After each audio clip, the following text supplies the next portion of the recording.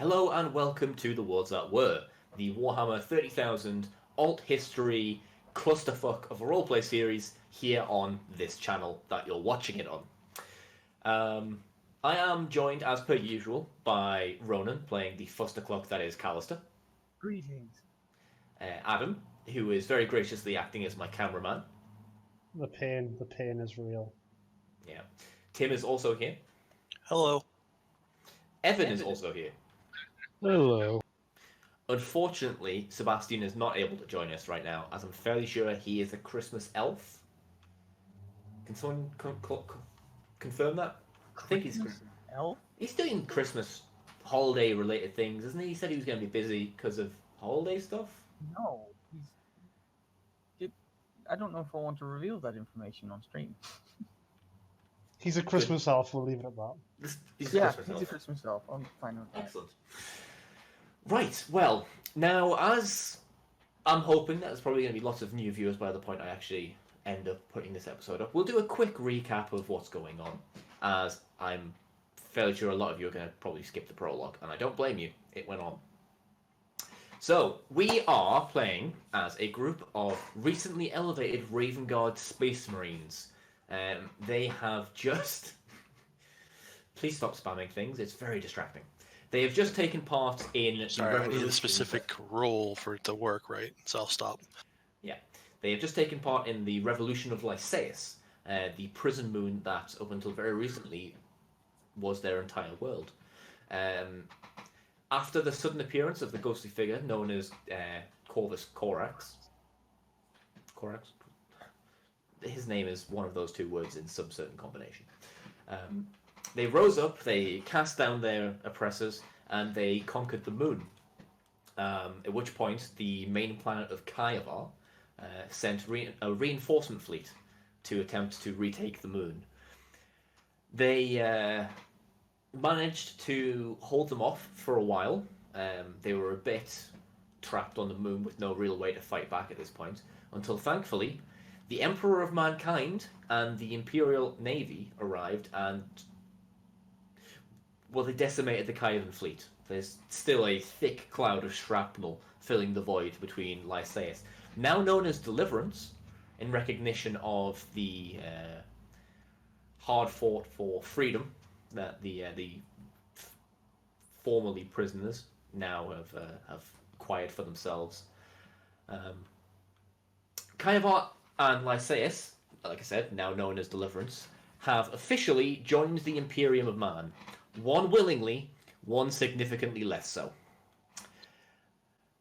So, what has been going on for the player characters for the last year or so is they have been going through a series of genetic modifications to transform them from standard humans into the transhuman super soldiers that are Space Marines. 7-8 feet tall, numerous additional organs. It is a lengthy, excruciating process as their bodies are literally ripped to pieces and put back together again with bits that probably shouldn't be in there. There are organs to accelerate muscle and bone growth. Glands are inserted that make their blood clot especially quickly. They're given an extra heart, a spare lung. They have organs that allow them to secrete a special mucus that lets them temporarily survive in the vacuum of space. An interesting side effect of the particular gene seed they have been implanted with, which is based on the genetic material of Corax, is the skin of the players, of their characters, has gone almost paper white, and the pupils of their eyes have extended. They have a very sort of ghoulish appearance now, pale, dark eyes. Offsetting to look at, perhaps. Now, as we find ourselves on Deliverance within the now renamed Ravenspire, we shall start with Callister. Callister was previously a frothing at the mouth berserker. So let's see what happens when he's been given superhuman abilities. Callister, where would we find you on a normal day? On a normal day, suppose would it be called the fighting cages or the training area that we would be given? I'm assuming they would have a variety of monikers. Training pits, fighting cages, one of those, yeah. So, for the most part, Callister spends most of his days there.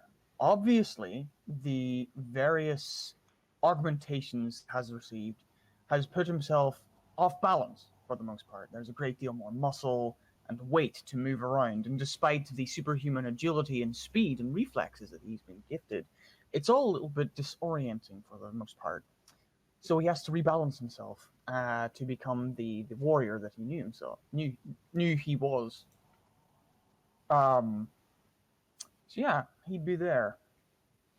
Okay. He'd be ripping apart servitors and perhaps even sparring with another.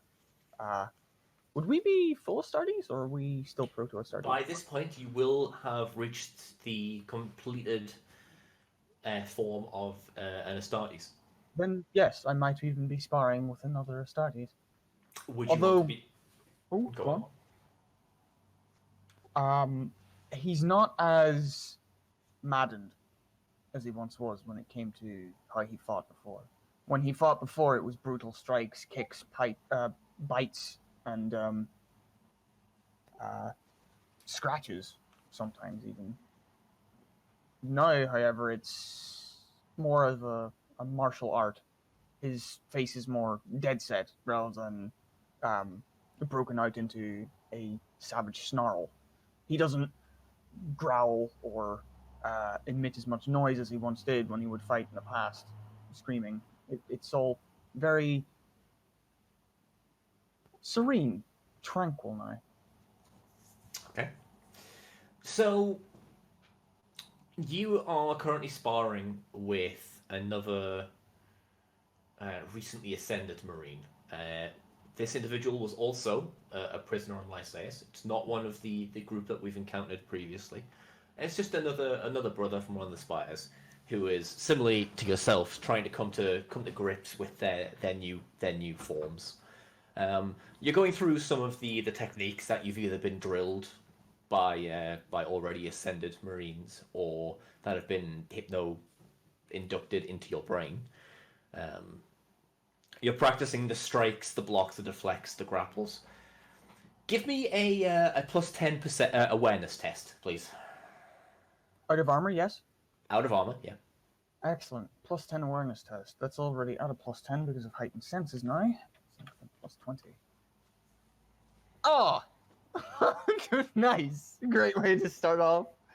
Then, oh well. Okay. Sorry, Sean. Okay. No, yeah. You are perhaps appropriately for a warrior, you are very focused on the combat that you're engaged with. This goes on for, well, it could go on for as long as you want, really. One thing that you still haven't entirely come to terms with is the sheer amount of endurance you have. You seem unable to tire yourself out, no matter how hard you go. Giggity. That's something that he'd be really confused about, because he wouldn't know when to stop then. He'd just keep going and going and going. So this sparring would go on for a few hours before a standard human in a well-kept but unadorned kind of grey robe carrying a data slate walks into the training chambers, and he approaches the cage that you're currently engaged in, and he kind of stands there and he goes, Master Callister. How's my opponent looking? Are we just apart from one another, or are we in the middle? Were we locked in combat? You probably would have been locked in a small bout at that point. You're both fairly beaten, red marks kind of all over you, but your enhanced physiology is already kind of repairing the minimal damage that you've already received. Neither of you has especially had an upper hand in this exactly. Like I said, you're both still coming to terms with what you can manage. You've landed a few good blows, but this guy's slightly quicker than you, so sometimes he's just managed to duck aside and get in a quick jab. But you're in a decent condition. Seeing as neither one of us have the upper hand, Callister is going to immediately disengage upon hearing this. Faster than would seem, maybe, it's the opposite of awkward. I don't know. Polite? No. Sure. No, I'm looking. It's awkward, like how fast he reacts to the thing. It's like someone speaking too fast when someone asks him a question.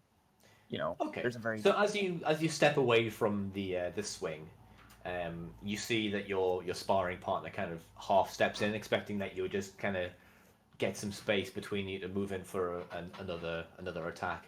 So he kind of half goes in for a follow through, but he very quickly realizes what's going on, and he just kind of steps back and he just kind of nods to you. He walks over and he grabs a towel or like a drying cloth he's had on a bench nearby and just kind of rubs off some of the sweat and excess blood. Alistair gives him a unification salute and turns to this new person that's arrived. Okay. And he just sort of looks at him as if to expect. He doesn't say anything. He just kind of looks up to you and says, "It's a report from the dockmaster. Apparently, your request for a shuttle down to the main planet has been approved." Oh, it has it? Okay. Allow me to exit this area, and I'll follow you. His voice has changed considerably. Thankfully. Yeah. So this guy waits for you to kind of. Do you like put on like a He's gonna put on like a training garment? yeah, just I don't know how you describe them. They wouldn't be rags. It's like Just like a very training basic robe. kind of like large robe or something. Yes. Cool. So they will escort you towards the docking area. Do you want to go and? You have been provided with your standard equipment as you now have it. Do you want to go and acquire that? Yes. Cool. I shall. So he directs you via the arming chambers. So you acquire your Ceramite plate Mark II Crusader armor, the weapons, your chainsword and bolt guns that you've become very familiar with after months of drilling with them. As you pick them up in your full armor, you can feel the weapons themselves connect with the armor itself. You see heads-up displays appear on your helmet lenses, telling you ammo count and giving you a targeting reticle. It's a stark contrast to what you were doing a year ago when you were fighting with scavenged weapons that you didn't really know what you were doing with. So after you arm yourself, he takes you down to the docking chamber, and there is a shuttle waiting. There are people loading up and unloading crates, barrels, boxes, all assorted odds and ends. You do see two other Astartes. The coloration of their armor and the marks indicate them as two members of the second company. You yourself being part of the sixth. I see. Do you just take a spot in the shuttle? Yeah, he's taking a spot in the shuttle, doesn't say anything to the rest of the people there, and wordlessly waits for arrival on the... Going to Kaivar now, right? Yeah. Okay, yes, Kaivar. Cool. So as the dock crew finished unloading and or loading the shuttle as they've been instructed, the entry gangplank closes up, and the shuttle lifts up from the dock floor, and it passes through the barrier into the void. And we'll come back to that later. Lucian. Hi. Hi. You are not on Lycaeus currently. You are currently stood in the Apothecarium on the battle barge Providence. There is you're just kind of getting used to your surroundings. The Providence is the battle barge of the sixth company, the one that you've been assigned to. You're just kind of becoming more familiar with your surroundings, figuring out where everything is, what everything does, and Setting then up my stuff. yeah, and then a terminal over in the corner kind of bings up, indicating that there's a message waiting for you. Okay. I head over to the terminal, taking the needle stick out of my mouth to blow smoke as I walk and putting it back in, and then bring it up to see what the message is. Yeah. The message is from... I've already forgotten his name. The message comes from Chief Apothecary Nelidius aboard the Shadow of the Emperor, the flagship of the Raven Guard fleet. The message, to summarize it, says, Brother Apothecary Lucian, we have received the requests for the materials you submitted, and have to admit we are a little perplexed as to their purpose. Would you be able to provide illumination as to what you intend to do with alcohol of that strength?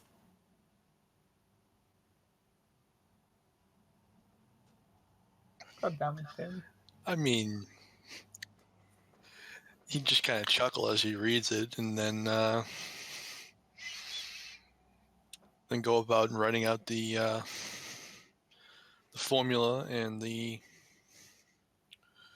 exact mechanical components that he's going to use to make a distillery to produce alcohol that can actually affect a space marine. Okay. If you're writing out this formula, why don't you give me a minus 40 chemistry? Okay. Medicae. Chem uses in Medicae now. It's all combined. Oh, sure. Medicae then, I guess. Okay. Just as you try to figure out a potency of alcohol that would be relatively safe for an Astartes to consume, but that would not just be immediately overridden by the inbuilt toxin and poison resistance that your new augmented forms possess. Yeah, absolutely fucking fine. What the fuck? Excuse me? Medicae plus 10. He'd be using parts of the Narcissium, so I've included that. 20 from Superior Turgeon, because that also applies to Medicae, and it would also be used for chemical analysis. And something else there too. I mean, you rolled an 11, it doesn't really matter. Was it the Diagnoster helmet? I think I definitely took off some of what would have been rolled with it, so it wasn't everything that I could have rolled with it. Okay, if it was so an actual medical. Either way, you very quickly sort of type up your response and you send it off. You go back to doing what you were doing. You've Cultivating got my plants. Yeah, you have this almost comically large glow stick kind of sticking out your mouth. You have unofficially, I suppose, requisitioned one of the botanists that have been present on the fleet, and they're currently helping you try to crossbreed a strain of super tobacco plant, because that's apparently what you've decided you want to do. Called Tobacus carcinogenous. Yeah. So while you're going around and you're discussing different plants, I don't know a lot about plants. You get another response from the Lycaeus. It just says impressive. Materials are on the way. And he just kind of chuckles a bit, and he's like, "Excellent," and he goes back to cultivating his plants with the. Okay. You're just gonna cultivate your super tobacco? For the most part, and probably put in a little time on the range with the missile launcher, because he's got it down pat on how to use it, and he's getting pretty good with it. But he still works with it at least a couple hours a day when not directly involved with the apothecary. Practice makes perfect and all that. Mm-hmm. When you are at the firing range dealing with the explosives section, and obviously you don't get to fire the actual live ammunition, but you get to practice with the duds of the different varying payloads and quantities, so you can get used to the melt the bombs a little bit, or do the facsimile melt the bombs on placement and stuff like that, and going through spends time dealing with mathematic formulas and stuff to get ideas of different places to put them for best effect. That sort. Yeah. You find you spend a lot of time being quite studious in terms of military applications for certain things. And when you are down at the range, you do very often get some strange looks from other battle brothers that find it slightly odd that the apothecary, the medic, is currently training with a rocket launcher. Which is fine, I guess. Strange times and all that. So you just go about your daily business. I'll come back to you later if anything is relevant. John. I'll be right back. We'll do that then. Yes, Ronan. Has our Butcher's clan failed yet? Yes. Fuck. Okay. Okay. Jin or Rallis, do either of you two want to do anything? I mean, Mm. Rallis would probably be spending what time he's not assisting the Legion in general maintenance, repairs, and doing whatnot. In a similar fashion to how Lucian is creating ridiculous poisons for us to try and kill members off, it seems. I'll be Yeah, developing warfare. creating ridiculous poisons for recreational use. Valis will be spending his time trying to create ridiculous hardware to destroy the enemies. Okay. In terms of what free time you do have, it is significantly more limited than everybody Yeah. else. On top of having to go through the physical augmentations yourself and getting trained up on how to use the weapons and the different fighting styles as the rest of the rank and file Space Marines are, you are also getting a very thorough technical upskilling from the already existing Tech Marines and members of the Mechanicum that are assigned to this expeditionary fleet. So the amount of time that you have is somewhat limited. Yeah. So what is there anything specific you want to have been working on in the last year? Well, probably closer to 6 months after you've had a lot more of the more gruesome augmentations performed. He's probably using his old transfer running around with that flamethrower back from when he was in the Spire. He's kind of like adopted a flamethrower. Would be the best word to put it from the Legion Armory, and he's just spent his time like refining it and using what knowledge he learns from other tech priests and tech marines and things, just making it his own. So it's like, significantly different. Like it's like a large pipe-filled backpack, which is normally used for a heavy flamer, but he's just like, yep, the flamer, I'll do it on there. He's made it so it just sticks to his arm and things like that. And, just, as I say, made it his own. Not arm mounted before that face goes anywhere, just maglocks and stuff, but No, I'm just trying to figure out how a backpack ammo supply works when you've got a servo arm, but that goes somewhere else. See you fine. It's built around it, it's fine. It's been all heavily augmented. It's fine. Later on down the line, you're not going to be able to use a backpack ammo supply with a servo harness, but that's a later problem. Yeah, that's a heavy flamer. Let's see if you're still alive by that point. Exactly. Okay, so just tinkering on your flamer. My baby. On your flamey baby. Well, that is absolutely fine. And Jane, you said you didn't have anything you wanted to do. No, I pretty much would be in the training room for aeronautics and surface vehicles and maintaining my weapons and training with them. Yeah, no, that's absolutely fine. You spend a fair bit of time in the aerial training range, I suppose. You and the other designated assault marines being equipped with your jump pack. Similarly to how Rallis has to spend the additional time upskilling on his technical knowledge, I would say Lucian had to do the same, but I'm fairly sure he knew it all anyway. I was teaching people. I mean, my special blend of meatball surgery works very well in combat, as well as, as in a mine. Yeah. But such, so I'd be showing them some quick shortcuts and stuff for getting things. Yeah. So you spend, as with everyone else, you spend a serious amount of time going through the augmentations, and then there is the recovery period, and then you have to go through the training. And then after you go through that, you go through the standard weapon training. You get instructed more personally how to fight on a squad as part of a squad instead of just a singular individual. As close as you were to McAllister and Lucian and the others during the revolution, you feel like having gone through that and then going through the fairly grueling augmentation process and coming out on the other side, that you have developed a very sort of strong, for lack of a better word, familial bond with them. They are, if nothing else now, your brothers in every possible sense. You might not have been born connected, but now that you share the genes of Korax, you are essentially one big, fucking terrifyingly dysfunctional family. And that's just Callister. Emphasis on the dysfunctional. Yep.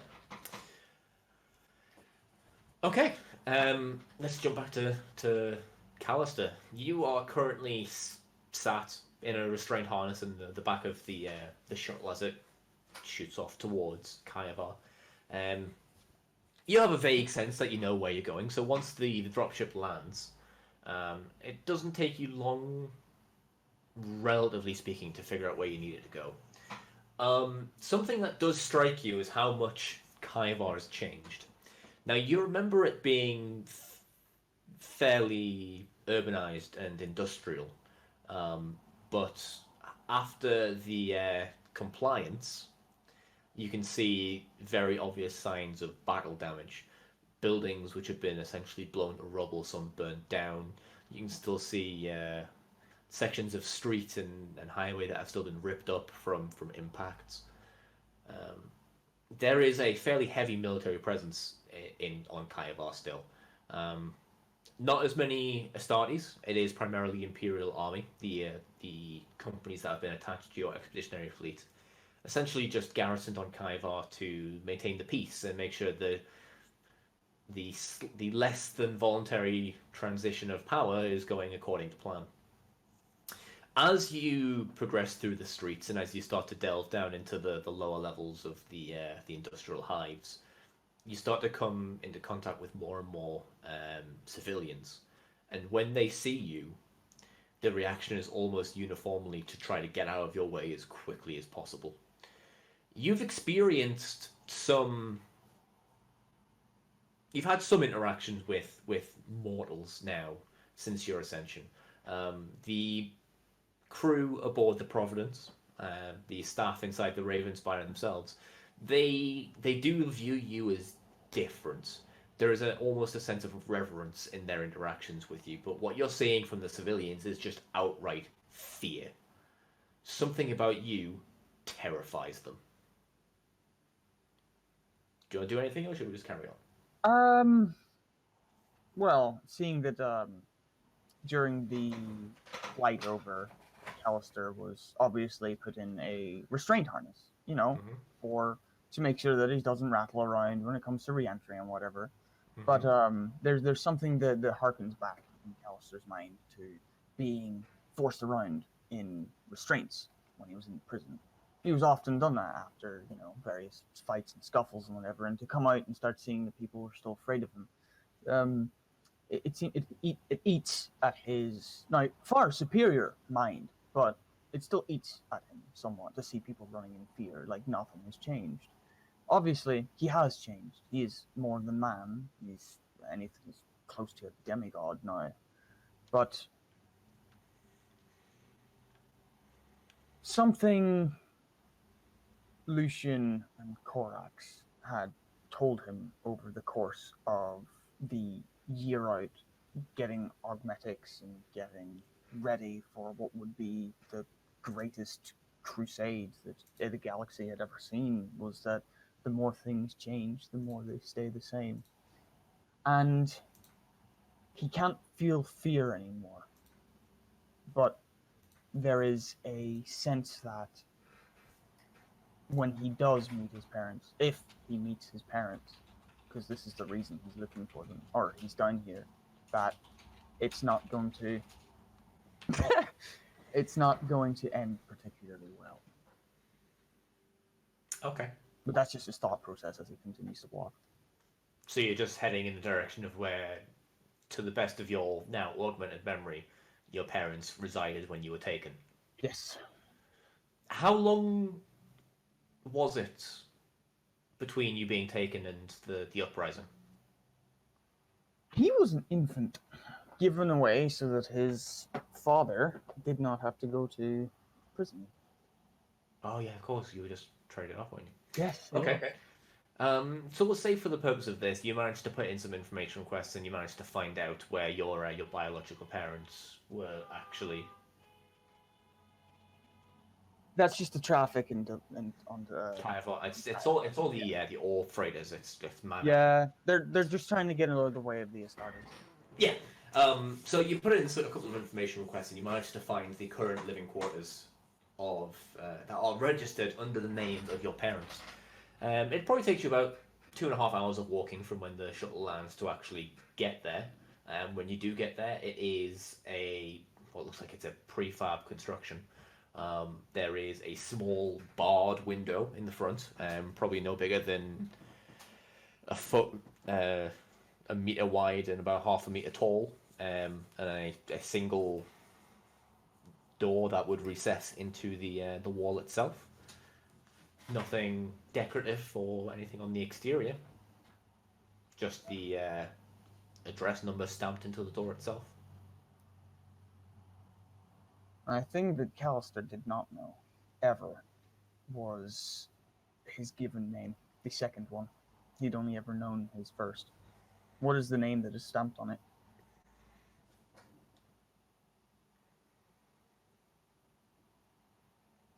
Vrain. Vrain. He takes a deep breath as he sees that name, and he realizes that's the name he should have likely been processed with in the prison, for all that it mattered. And he's gonna... There's a door, yeah? It's not just like a... Yeah, he's just gonna... knock on the door. Okay.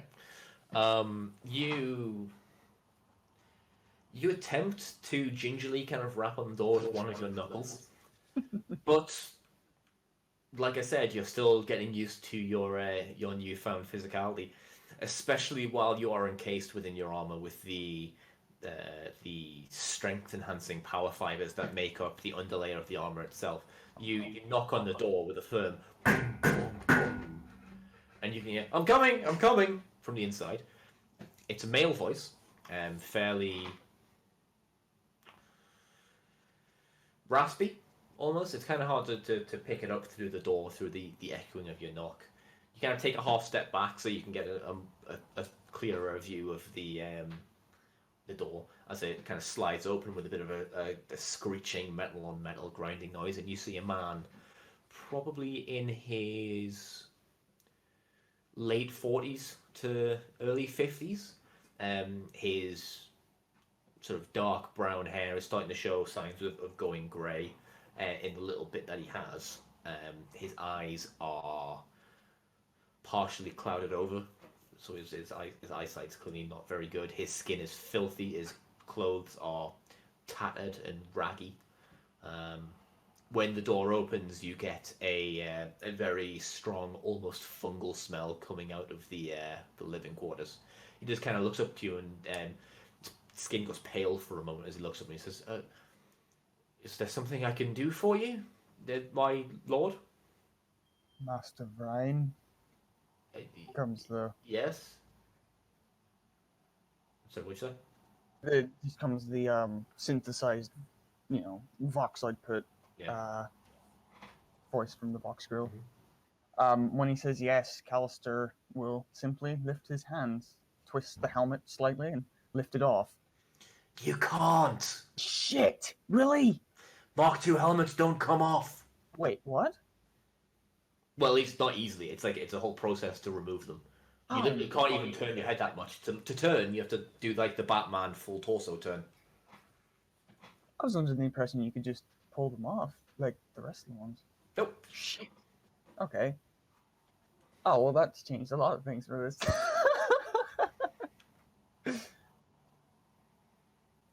I can't even... I am right on that, aren't I, Tim? Back me up. You can't take off Mark II helmets. Not easily. I haven't read anything that said that it was like that, but that's... I mean, the Mark II suit wasn't... The only thing I know about the Mark II suit is it wasn't standardized. Modular. It was all individuals. Yeah, so it wasn't modular. You couldn't replace things easier. But as far as the basic design goes, I'm not sure. Let me go take a look.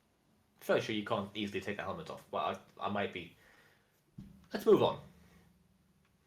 Go to interaction plan B, Callister. Punch interaction plan B. Right, yes. Do you happen to remember Callister? He kind of clenches his jaw a little bit and he goes, "Yes, that was the name we gave our son." I am he. He kind of like stares at you for a moment and he's just like, "I'm I'm sorry, I You don't sent me understand. to that moon. And whatever colour he had in his skin completely goes. Give me a plus 40 awareness test. Okay.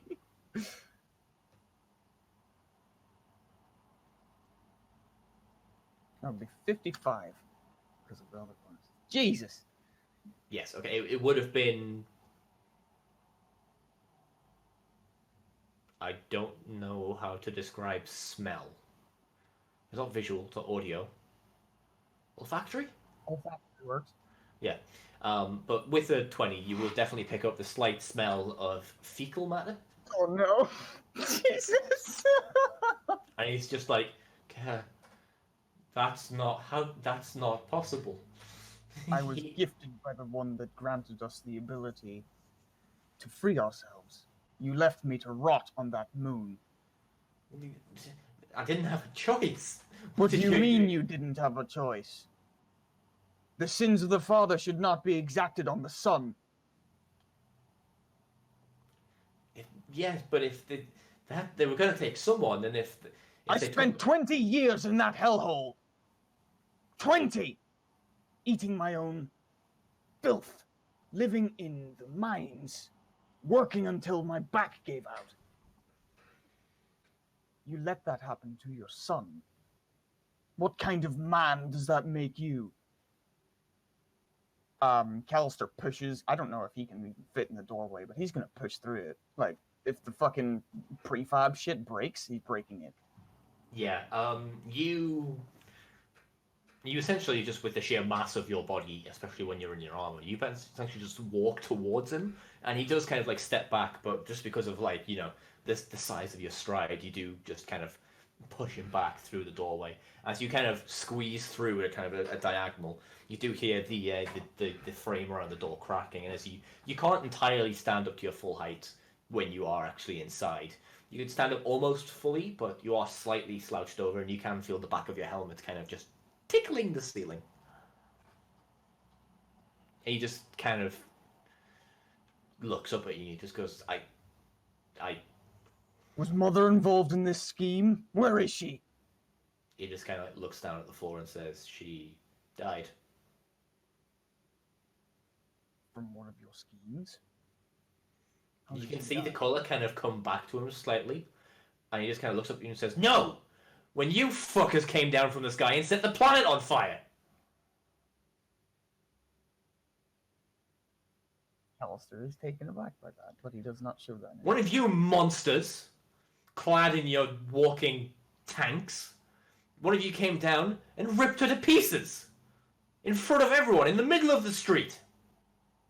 For nothing!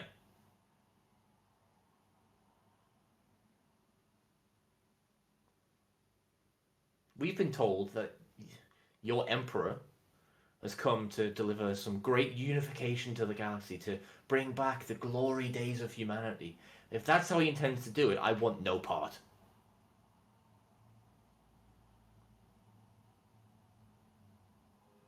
Better than the bondage you exacted upon your son. My son is dead. And he like spits on the ground in front of you. It's very brown. The spit and the floor. I don't know what I could do here that wouldn't just break his neck. But I mean, Callister is going to grab him, like around, not around the chest, like just over the shoulders. He's not going to crush the throat or whatever, but he's going to lift him and put him up against the wall. okay. Well, give me a plus 30 agility test.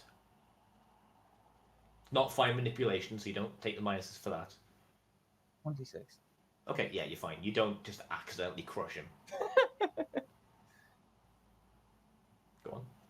Your son has ascended past anything you could have ever imagined. You should be proud.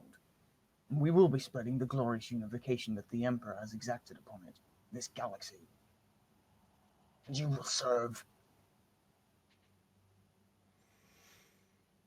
He just kind of like looks you in the lens, not even being able to see you and like see your eye. And he just kind of goes, "Just trade one tyrant for another." In the Sort end, of like I'll still die in the filth.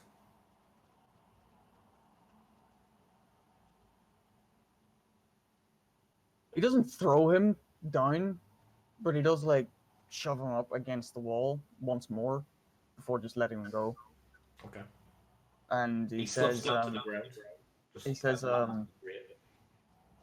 Mechanicus agents will show up later to repair your door. And Callister leaves. Okay.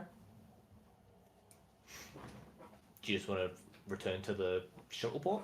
Goes straight back to the shuttle port. This Okay. world is no. He doesn't like this world. Okay.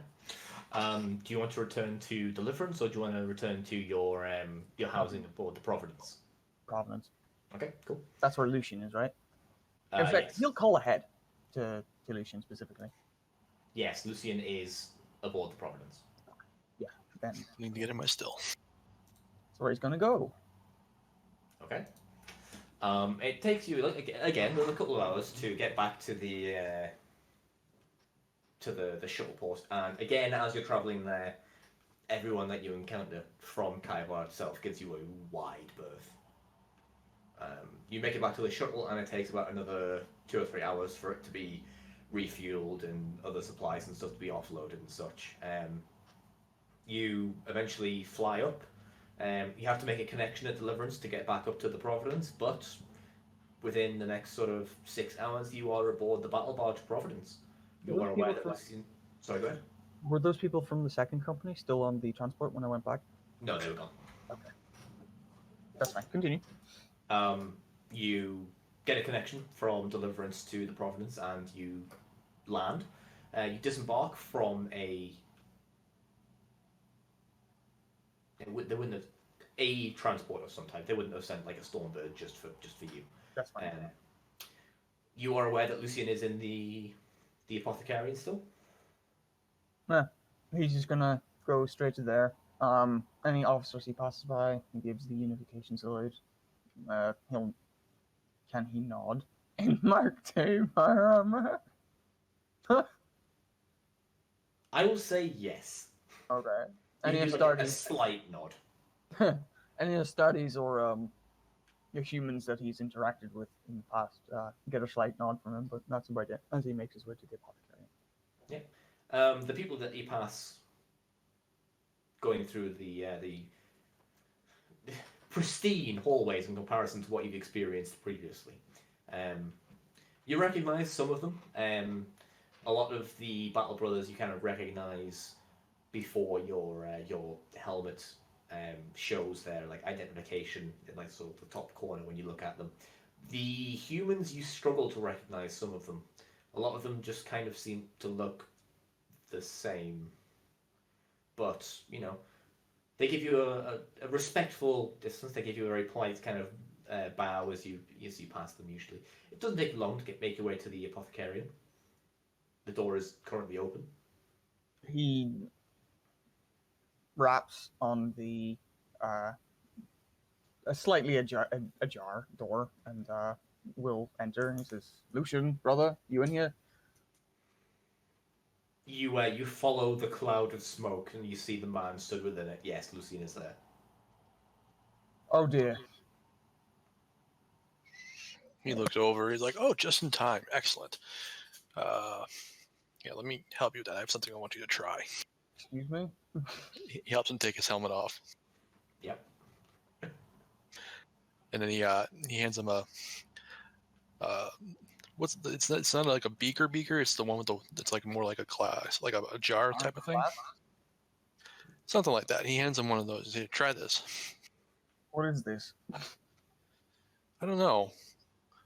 But try it anyway. Hold on. Hold on a second. Callister seems to be like immediately at ease when he comes into Lucian's presence, as he like sort of holds this slightly far away from his now bare face, with like between a single finger and a thumb, and he says, "You don't even know what this is, and you're giving it to me to drink." I know what it's supposed to be. Bottoms up. Callister drinks it. Do you need a top? Flat toughness test. Oh boy. Yep, flat toughness test. With a reroll if you fail because of. It is a kidney. Yes, I did it. Okay. You imbibe this concoction that Lucian has handed you. It burns as it goes down. It feels like you're drinking the lit end of a flamer. The smell is... To call it sterile is probably too much of a compliment. It smells like the kind of thing you would use to disinfect a liquefied corpse. Oh, It is potent, and you're not sure what it's been mixed with, but it just tastes like pain and death. did you just give me straight acid to drink? However, you do have a bit of a buzz. No, it's well, still needs a little bit more refining. It's supposed to give you a coughing, throat closing feeling as you drink it as well, but I'll have to work on that part of it. I think it's opened up my sinuses. Well, that's a good sign. It's supposed to be alcohol of some sort. We're seeing if we can get this refined properly.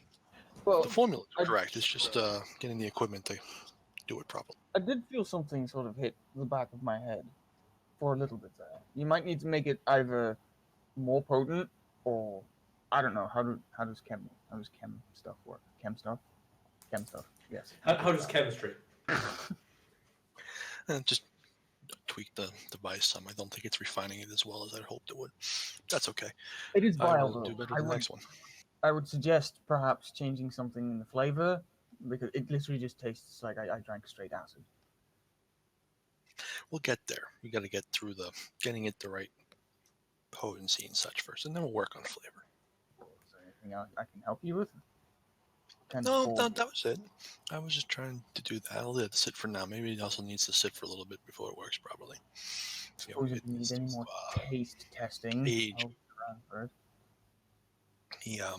Lucian takes he looks like I was mouth. Like, these are coming along very nicely though. Yes, you pull out this like foot-long, essentially cigarette. It's like the I size feel of like a it's more sword. like a cigar at this point. Yeah, probably. Puts it out and he's like, "So, did you go down to the planet?" Monster's face hardens a bit, and when he says that, he just sort of nods. I don't need to ask how it went. You want another drink? Sure, I could use it. Let's see if this one hits me any harder. Another flat toughness test. Oh boy. Oh, reroll. You can reroll, yeah. Oh shit. Yeah, no, that buzzing sensation from the first drink is there, significantly more intensely now. As you finish the decanter or whatever it is he serves it to you in, you kind of go glug glug. It also has just this. cough up a little bit of blood, which then Well, it immediately has like a- coagulates on your chin. It has like a spasming effect to it too. That's what he's going for, to get like a momentary like paralysis of the throat type of thing. So you can't really like you get that moment of like coughing because you're trying to breathe. Mm-hmm. Yes, McAllister's sort of just sitting there with the coagulated blood, and like just frothing from his mouth, and he says, "I thought I gave up this period of my life." What are you doing Well, to me, brother? Just because we're superhuman doesn't mean we need to stop being able to do things we were doing before. As he goes, he takes a sip from another canister that he pulls out for himself. I hope my armor can process whatever comes out of me from this.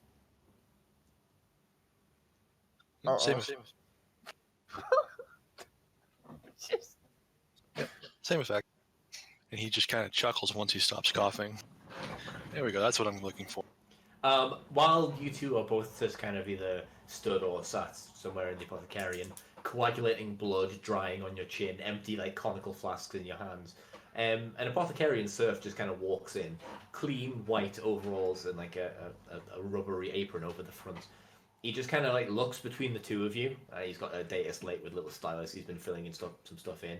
He notices the low, what is it? Low IO. I think it's LHO, isn't it? Yeah, Elo. Low. Low. Yeah. He notices the low cigar smoke kind of covering your special little corner of the room. He sees the still. He sees you two. He sees the blood on your chins. He just pockets the stylus and just 180s and walks out. Relution calls out to her, like, did you need something? Let our demeanor detract from the fact that I am an apothecary and am good at my job. What can we do for?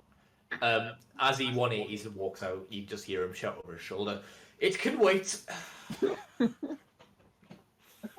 Jalster's sort of taken to a fit of laughter when he sees that. Yes, you get the sneaking suspicion that among the members of the 6th Company and the crew of the Providence, you already have a bit of a reputation. Especially you two. Are you sure all this smoke around here is supposed to be sterile? Is that what it is, brother? No, it's the air exchanger's for. He points at the big vent above him. It doesn't seem to be on. Oh yeah, good point. He walks over to a button and turns it on. It takes a couple of minutes, but the air is fairly efficiently cycled out and cleaned. Yeah, he leaves it on this time. Does those actually work? Can you even get addicted to them? He points at the low stick. I feel like he was so thoroughly addicted in his normal life that even through the ascension process to become a space marine, he's developed a technique to make them still work. I think he's addicted. It was never about the addiction. It was about the feeling involved. I could probably stop anytime I really feel like it, but why bother?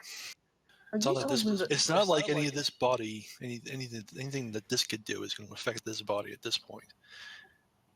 You know, you told me that all the time back when we were back in the prison. You know, stop anytime. Yeah, stop anytime. Don't need to give in to trading away things for more low sticks. And yet.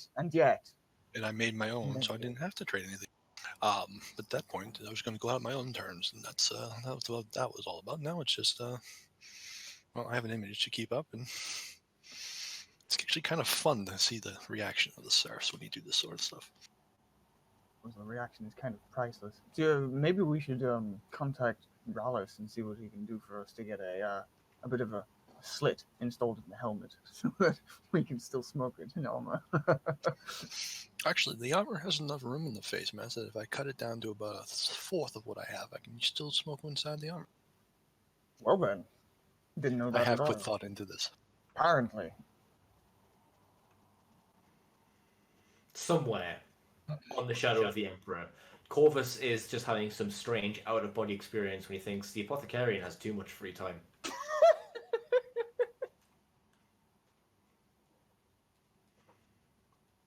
Is there anything else you guys want to do? I just asked Lucy if he's busy for the rest there, if he wants to go spar or something. As far as I know, there's nothing going on. There's nobody injured. I'm taken care of, and then there's plants can sit and still can sit and percolate and age a little bit. And Well then, let's let me knock the shit out of you. Try. We can try and get your melee skills up to scratch. That's probably what's going to happen here. I'll go. All right, let's give it a shot. Okay. So I'm you gonna make knock your the way... shit out. Oh, sorry, go on. I'm gonna knock the shit out of Lucian. Okay. Probably. So you make your way in the direction of the training cages aboard the Providence. Callister, you are very familiar with them at this point. You spend an inordinate, almost, amount of time in them. Lucian, not so much. You spend a bit of time in there when, every now and then someone gets punched in the face just slightly too hard. By Callister. Usually. But while you're on the way there, there is a alert goes out throughout the ship. Oh no. It says all 6 company all 6 company Marines head for the briefing room immediately. Damn it. I guess I'll knock the shit out of you later. Oh well. 180. Later it is. Goes to the briefing room. Okay, so you make your way towards the briefing chamber. It is a large sort of auditorium space towards the front of the battle barge, and we shall pick that back up in a moment. We're just going to take a quick break. So we'll see you guys in a sec.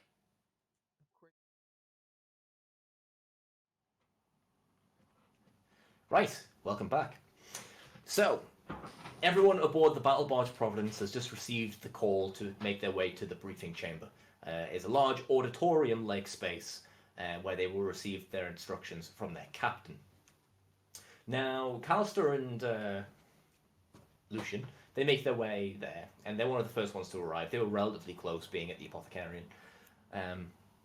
They file in, they take up their appropriate position, and one by one, the different members of the squad all file in. Then you see your captain enter. Your captain is Captain Advarius, because original names I can't come up with. He walks out into the center of the chamber. There is a large hololith display. It's currently inactive.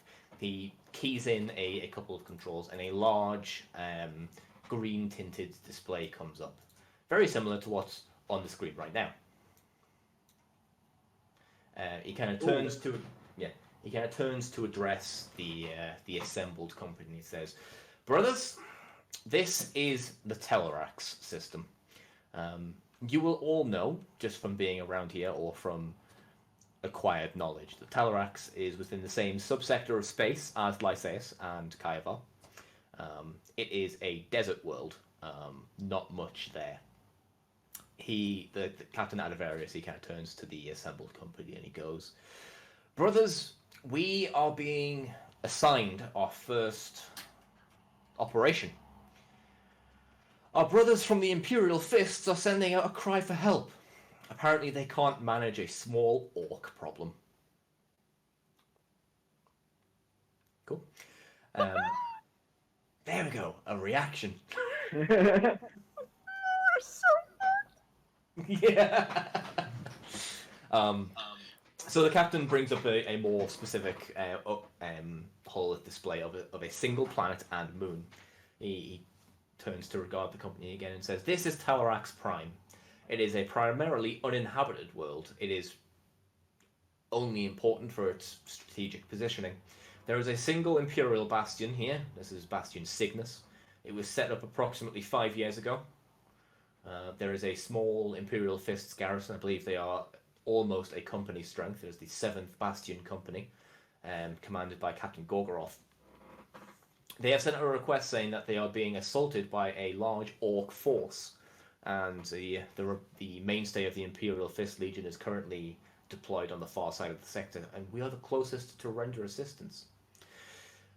The Primarch has decided that it shall be the 6th company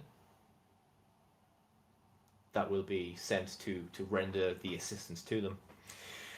We should be making for the warp transit point at the end of the day. If you have any business to conclude within the system, see to it quickly." And he goes about and he starts assigning different duty orders to the different squads. Before he gets to you guys, he goes, "Squad Carrion, I finally managed to find someone who's going to have to wrangle you initiates." And he turns He just exhales a puff of smoke, like a nod. he gives you a look. He's not wearing his helmet, but he gives you a look and just says, "Yep, just proving my point." Kelsey's picking his teeth.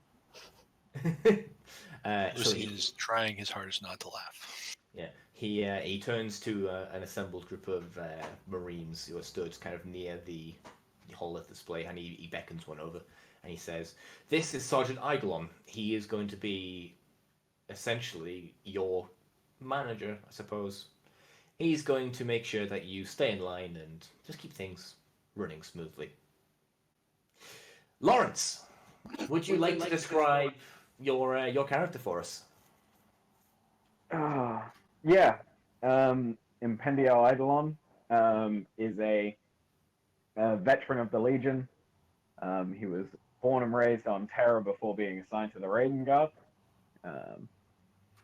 and has distinguished himself as something of a marksman and eventually became sergeant. Prefers to act in sort of an Overwatch role, And would you believe it, Eidolon has a sneaking suspicion that it might be the fact that he is so skilled with his Overwatch that he's been given this squad because they need people to keep an eye on them. True words have never been spoken.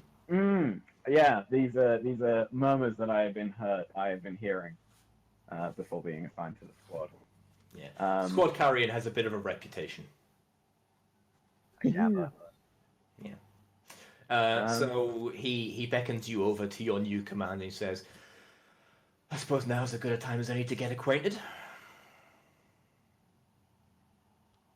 Callister. Callister says, still picking his teeth, just regarding you with a nod. Excellent. I like it.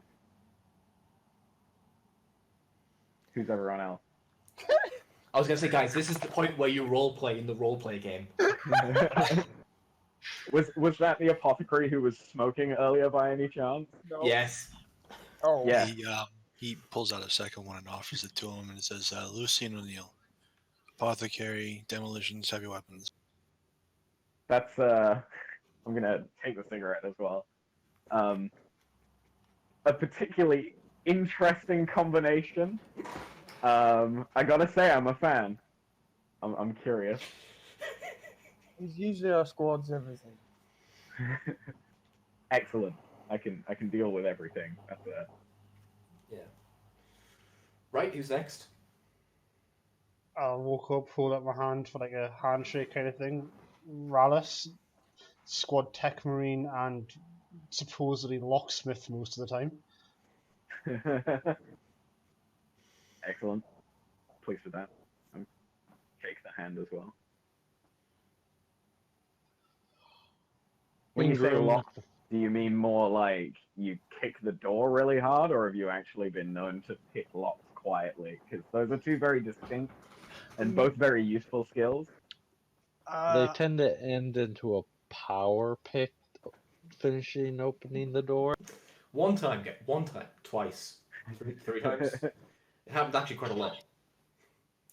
He picks it quietly. I'm the loud one when he can't. Got it. Yeah, we have a severe case of unable to open doors. Good luck with that. This one's Brilliant. a desert planet, though. Won't have to deal with many doors, hopefully. Or at least, I hope not. The Imperial Fists like to build their siege, or their emplacements. Oh, dear. If they build it up, I'll take it down. You can just hear Adavarius over the other side of the chamber just go, "No, you won't!" With every manipulator, mechadendrite, and everything I have, I point at them and go, yes, yes, I will. Interesting. Ingram?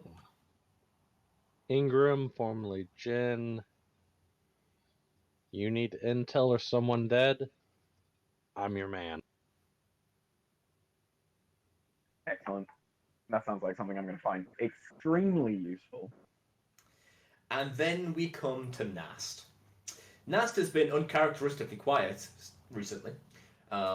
He has been spending the majority of his time going around and just introducing himself to the other battle brothers of the company and the crew of the 6th Company. He walks up to you and he reaches out a hand to shake yours, Eidolon. He'll shake your hand back as well. Yep. He goes, Brother Sergeant, pleasure to meet you. I am Nast. I am, for some reason, the overly vocal communist of the group. He will then go on a 25-minute rant about brotherhood and other stuff that he talks about a lot. This is played by Sebastian, who is currently not here. You will understand later. And at the end of it all, he hands you a pamphlet. Yes. I'm assuming at this point he's had pamphlets made. Oh god, he's had so many pamphlets made. He hands you this little pamphlet that says "Join Boar today." You have no idea what Boar is.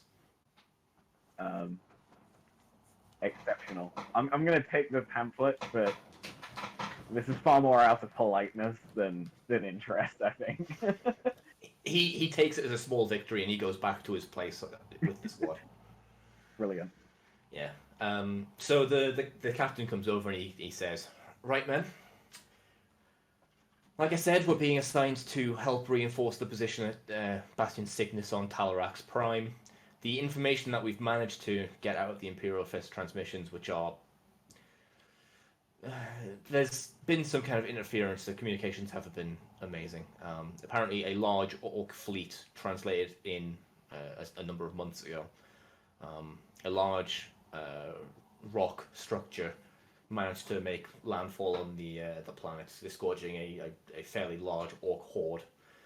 The fleet in system has been, for the most part, able to keep a stalemate in orbit to prevent any large-scale orc reinforcements making it to the ground, but their supplies are starting to run a bit low, and they're just asking for a bit of help. So we're being sent to render assistance. Expected travel time is just over 2 weeks, so got plenty of time to read up and get prepared. Any questions? You are providing reading material on the orcs? Greenskin menace I've only ever heard about and seen the conditioning. There is reading material available within the archives, Callister. Excellent. I'm sure Lucian can dictate it to you. Oh, why, thank you, Captain. Anything else? You'll find that you have a lot in common with them. Excuse me. When you say very large orc horde, how or fairly large was it? The information that we have is somewhat unreliable. We can't get an exact count, but it's large enough to be causing a company of Astartes a problem.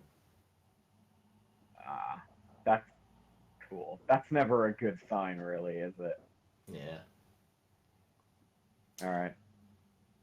Any other questions? Is it only the 6th who are accompanying them, or? No, yeah, it's just the 6th company that's going for this. The rest of the Legion is getting ready to head out on their own campaigns. This is supposed to be a relatively quick turnaround reinforcement operation, and then we'll reinforce with the rest of the Legion once we have concluded our business on Talarax.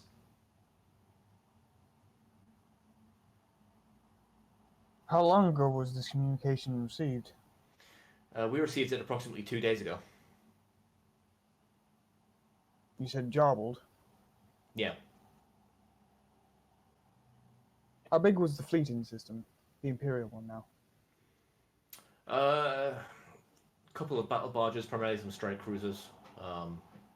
Imperial Navy presence was minimal. It wasn't deemed that it was current at risk of any kind of attack. The fleet kind of came out of nowhere somehow. The fleet just wasn't able to take it out. I've seen the ships. I've seen what they've done to others. Damned greenskins. I think the main issue was just the quantity of them. Like I said, they've been able to maintain a perimeter around the planet, primarily just to stop any more orcs making it to the surface. But they've not been able to fully extricate the issue. Perhaps our brothers haven't been able to deal with it. Oh well. Well, the majority of the Astartes companies on the planet manning the defenses. The fleet itself is, like I said, primarily maintaining a cordon. Quite alright. Well, if you need me, I'll either be in the training cages or I'll be reading up on this greenskin menace. It's effective use of your time. Any other questions?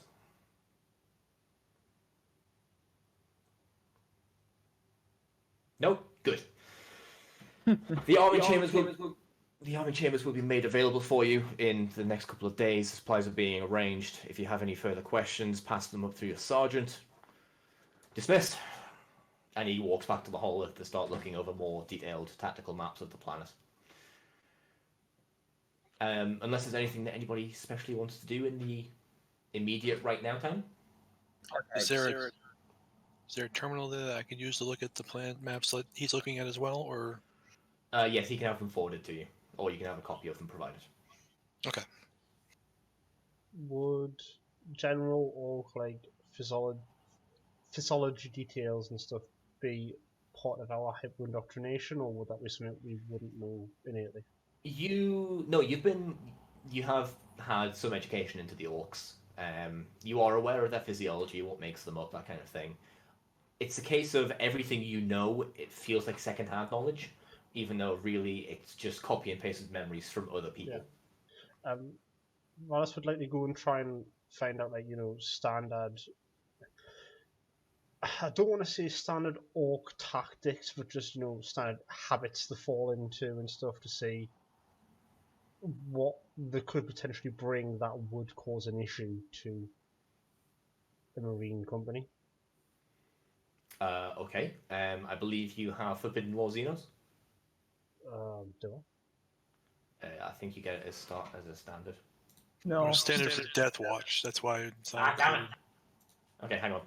I know you've got Common Law War, so give me a Common Law War test. Because if there's one thing that falls under the category of war, it's orcs. Any modifiers? No, just flat. No. Well, actually, no. With orcs, it would be fairly well documented. You would probably got like a +30, so I'll give you the pass on that. In terms of common tactics and behavior within the Greenskins, it's primarily a case of get as many boys as you can and lob them at the enemy. I think like the captain said, the main issue that they would be having is just the sheer quantity of them, and they haven't been able to necessarily identify any kind of way to break up the unity of the horde as of yet. If there is a overall warlord for this particular Greenskin menace, it's not yet made itself accessible, shall we say, for the Imperial Fists. So it's just typical: find the head, cut it off, let the infighting. Let the body kill itself. Yeah. And then burn everything and anything orcish you can find, so they do. Yes, you see. Yeah. Oh, I'm totally good with that. I was gonna say, you see many of them saying, "Make sure you set the corpses on fire," and you can't help but smile. That would be true. Yeah. Anything else, guys? Archives. Read up on orcs, because I don't know fucking shit about them. Well, you know enough. Excellent. You know that they are essentially a sentient type of fungus. They are very resilient. They can take a hell of a beating. You are aware, based on some of the records from previous campaigns, that the Legion fought against Greenskins prior to being reunited with yourselves and Corvus, that they've attempted to use intimidation tactics against the orcs to zero effect. They very intelligently adopted the tactic of find the leader and kill it as quickly as possible and watch the integrity of the army just break down, infighting power struggles, making them easier to pick off in smaller chunks. Alistair smiles at that. He smiles in jetpack. He smiles in jetpack. It's interesting. Is there anything specific you wanna look up about them, or? Callister wants to know if there's any, like, among them that are known for, say, martial prowess. He's not, like, looking for ones that are... He's looking for a challenge when it comes to, like, say, sword fighting or whatever else. There's no specific reports of individual Greenskins of note that have displayed any kind of exceptional martial prowess.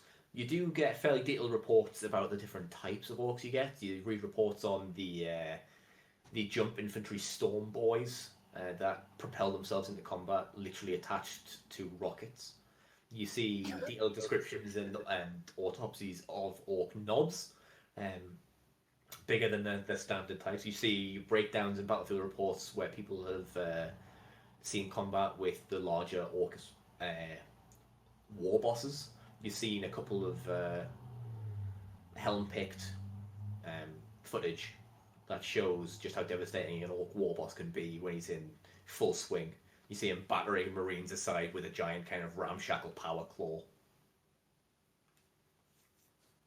Yes. So there's plenty of stuff in there that might give you a bit of a pause. Yeah.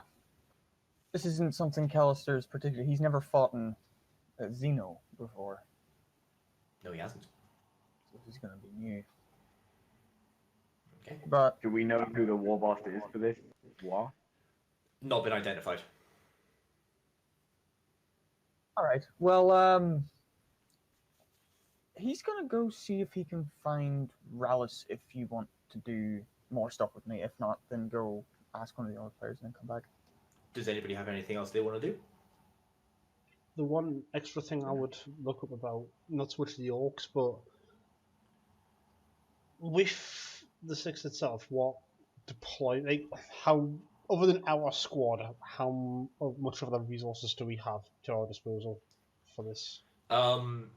It's a pretty standard Legion battle company. So you've got about 1,000 men, and appropriate armored transport and support vehicles for an army for a company of that size. You've got standard command structure. You've got the captain and his immediate support staff. You've got a couple of squads of assault troops. You've got a couple of heavy weapon squads, and then there are a couple more squads very similar to yourselves, which are a bit more kind of ad hoc. You guys were kept together because you demonstrated the ability to actually work together in the field during the uprising, and then through your training and exercises during the augmentation. So you were kind of lumped in because you already had that kind of cohesion, to use a game mechanic. Okay, so pretty solid, yeah, okay. Yeah, that's me. Okay, right. Callister, what else did you want to do with Rallis? He's gonna go find Rallis. I don't know where he is. Where is he? Probably would have been in the same place as you, looking stuff up. He'll locate him on his HUD and go walk up to him and say, Rallis, brother, Yes. you're trained in the art of working with the cogitators and servitors, right? Especially battle ones and training ones. Kind of like look myself over. A little bit, yes. I was looking at some of the picked footage of the orcs fighting. I don't suppose you could maybe try to write a routine the servitors could take up to help me train against them, get used to pack tactics and such. This isn't an enemy I've ever fought before. Oh, not like anything I've ever fought before. Well, it's not my own particular speciality, but I don't see why we couldn't give it a try. Excellent. I've got nothing better to do, so yeah, I'll start working on that. Okay. I'd love to watch it, to be fair. Yeah, so the days kind of roll by. Eventually you get the call that the ship is about to depart.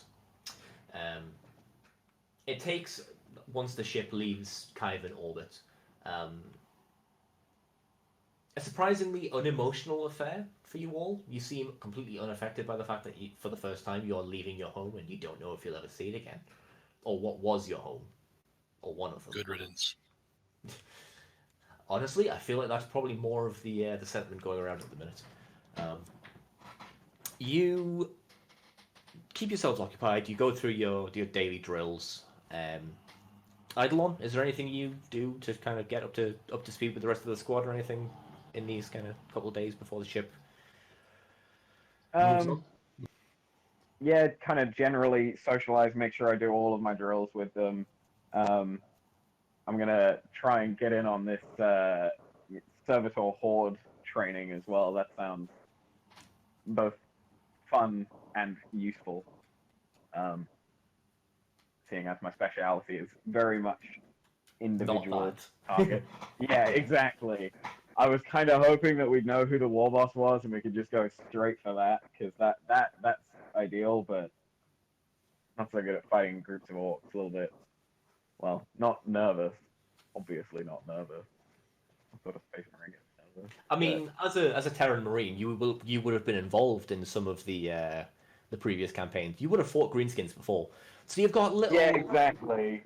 It's more apprehension, you know. It's one thing being told that your enemy can literally rip a man in half, and another thing to see it. Yeah. You've got little kind of tips and, hard-earned wisdom in regards of like what the orcs are likely to do, what their genuine brutal, cunning mentality kind of takes on in terms of their combat styles and what they do. The biggest thing you kind of try to impress upon them is that the bigger and harder a fight, the more the orcs are going to get into it and enjoy it. So sometimes it's better to not necessarily just try to repel them with just sheer martial force. It's our primary doctrine. It works very well on the orcs. Attack, retreat. Yeah. So after a couple of days, the ship reaches the edge of the Kievan system, and the klaxon blares out across the Providence, and it goes, "All crew members be aware, the ship is about to make breach." In a normal 40k game, I'd say something along the lines of "May the Emperor protect our souls," but the religion's bad, so we're not doing that. Yes, John. Religion bad. Fuck this To the shit man way emperor around. of mankind. Yeah. So Religion bad, Lorgar. Religion bad. quiet you. So the warning goes out, and for everyone except Eidolon, this is a novel experience. You have been told about the intricacies of warp travel, of how it is not necessarily what you might call reliable, or safe, or advisable. But this is going to be your first foray into the Immaterium. So on the exterior of the ship, the long black painted silhouette of the Providence, kind of its engines, the light flares down. Then you see this kind of ripple of light kind of envelop the length of the vessel as the Gala fields are activated. And then just off the prow of the ship, if someone were able to stand on the exterior and watch the space around them, they would see a flash of crimson and purple energy. And then reality itself rips apart. What can only be described as a hole in space, and the fabric of reality is rent asunder, and the miasmic purples and crimsons and blues of warp energy in the Immaterium starts to spill out into real space. Some of the tendrils of energy kind of reach out to envelop the ship itself, but are kind of repelled by the energy of the Gala field as the ship drifts into the open rift before it. Once the entirety of the vessel has passed beyond the threshold of the tear, it seems to mend itself back together. The tendrils kind of pulling in on themselves as the fissure into the warp seals itself back off. Aboard the ship, everything seems okay. You haven't died straight away. Your souls are intact, so you think everything's working fine. Is there anything anybody wants to do for a couple of weeks while they're traveling, or is it just more of the same, preparing for the campaign kind of thing? I mean, I'll work on the simulation programming. Go Event Horizon and all the fucking crew screaming blood for the... No. Quick, turn off the Gala fields. We must What happens embrace if I them. push this button? Let's derail this. Let's turn this into the quickest Black Crusade game ever. Okay. So. Oh yeah, go on. I would be in the archives looking up and studying them, weaknesses, physiology, anatomy, weapons and equipment they use, how to get past them, their tactics. In terms of their physiology, it's more of the same that you've kind of heard before. They are incredibly tough. Probably down to the fact that their anatomy is primarily fungal. They don't necessarily have a nervous system exactly. It's more a case of they are a sentient spore that is just driven entirely on instinct. In terms of how to put them down, it's a case of you just need to do devastating damage to as much of the body as possible, as quickly as possible. Blowing them to pieces usually works quite well, and there's a bit of a belief shared among the legions that the bolter is actually the perfect weapon to do so, as it literally blows things to pieces from the inside out. In terms of Lucky that our healer is also carrying a heavy weapons. massive explosive fan. Yeah. In terms of their equipment, you actually find that there is a great amount of debate surrounding this. The Great Crusade's been going on for probably close to 30, 40 years at this point. And there has been a lot of contact with the Greenskins. They are probably the most widespread Xenos presence that has been felt by the legions to this point. The Mechanicum that accompanies the exploratory fleets and the Tech Marines have examined Greenskin technology and have no fucking idea how it works at all. It shouldn't. Well, I have a new hobby. Oh god. I was gonna say, I really think like you're barking up the wrong tree, trying to prepare for either orc tactics or orc weaponry. Whilst you should never assume that an orc is dumb, assuming that they have much by way of advanced strategic tactical thinking is probably a bit of an overestimation, unless they've got a particularly tricky war boss that we don't know about. My goal is just ultimately how do I sneak past them without them noticing me? And Simple. goal. Put Callister in front of you. Just don't give I him mean, anything. he's not wrong. They are very easily distracted. So while they're studying the enemy, I'm studying the planet layout where the Imperial Fist thing is, and is there terrain surrounding it and space around it and everything like that. Okay, well let's just have a look at this then. This is essentially a very basic version of the information that you've had. Bastion Cygnus is on the northern hemisphere, on the borders between a rather... It's about 10 miles to the southwest of a large sort of mountain range. The Orc impact site of the large rock structure that was described in the original message in the briefing that Captain Adavarius gave you was in the southern hemisphere. The Orc horde then proceeded to make their way north.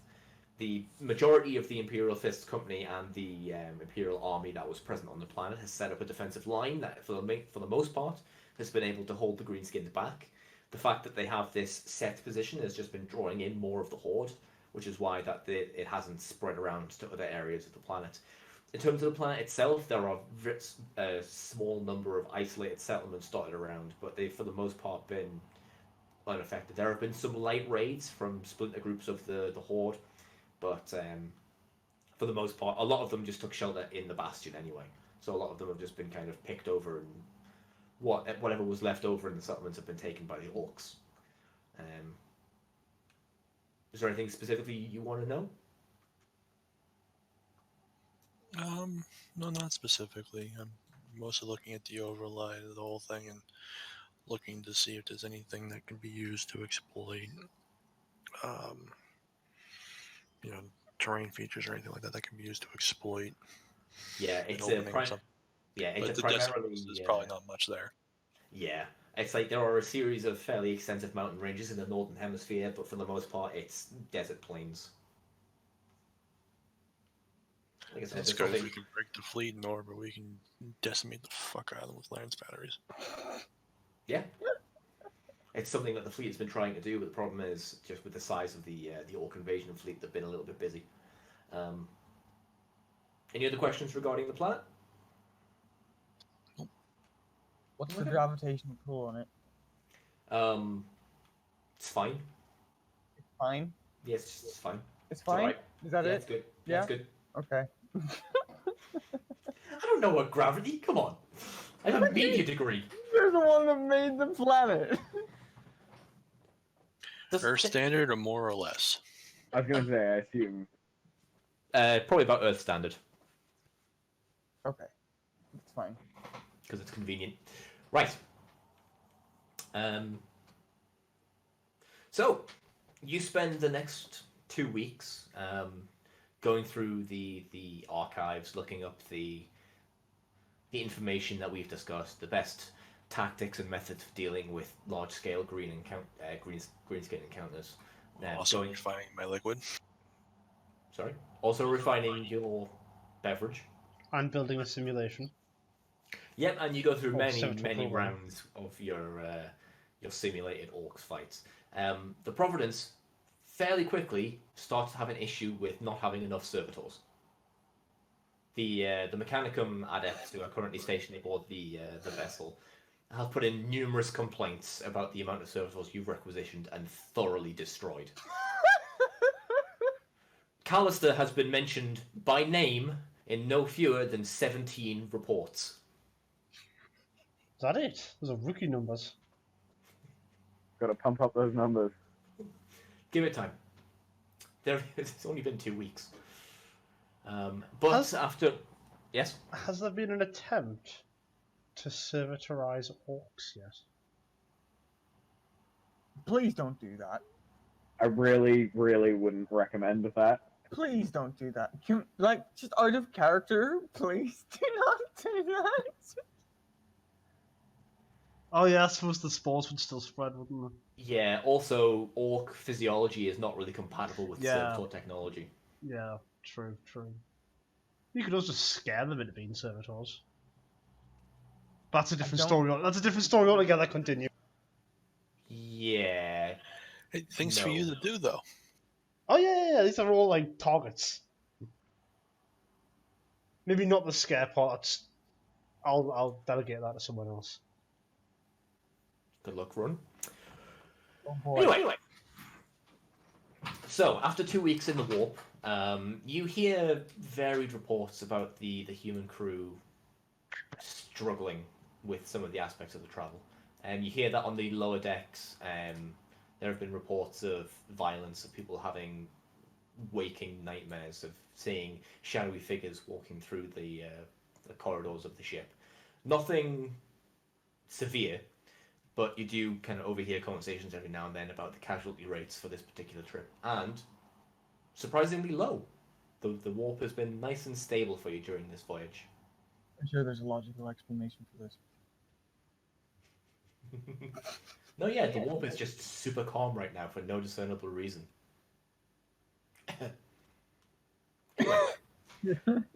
But eventually you arrive within the Talarax system. Similarly to how you left Kaivar, space itself rips itself a new arsehole and you emerge. The forces of reality taking hold over the ship as it re-enters real space. It's a strange sensation. It feels almost as if the ship is trying to curl back inside itself while also trying to pull itself apart in every conceivable direction. As the laws of physics start going, oh yeah, we should apply to that. But you This is emerge. why I sit down for this part, guys. You emerge into the Talarax system, and you almost immediately start seeing why the Imperial Fist and the Imperial Navy have been having a bit of a problem. Long-range scans indicate that there is a very large orc fleet orbiting Talarax Prime. They seem to be primarily occupied in a long-term dogfight, essentially, with the Imperial fleet. They seem to be making no effort to touch down on the planet while there are still bad guys to smash their converted asteroid vessels literally into. In an attempt at a boarding/ramming action, no one's really sure. Same conversation about orc tactics, and no one knows how they work. 15 orcs on a dead man's hulk. It's the Yeah. same sort of thing that makes anything that they paint red go faster. It just works. Yep. Alright, Todd hired.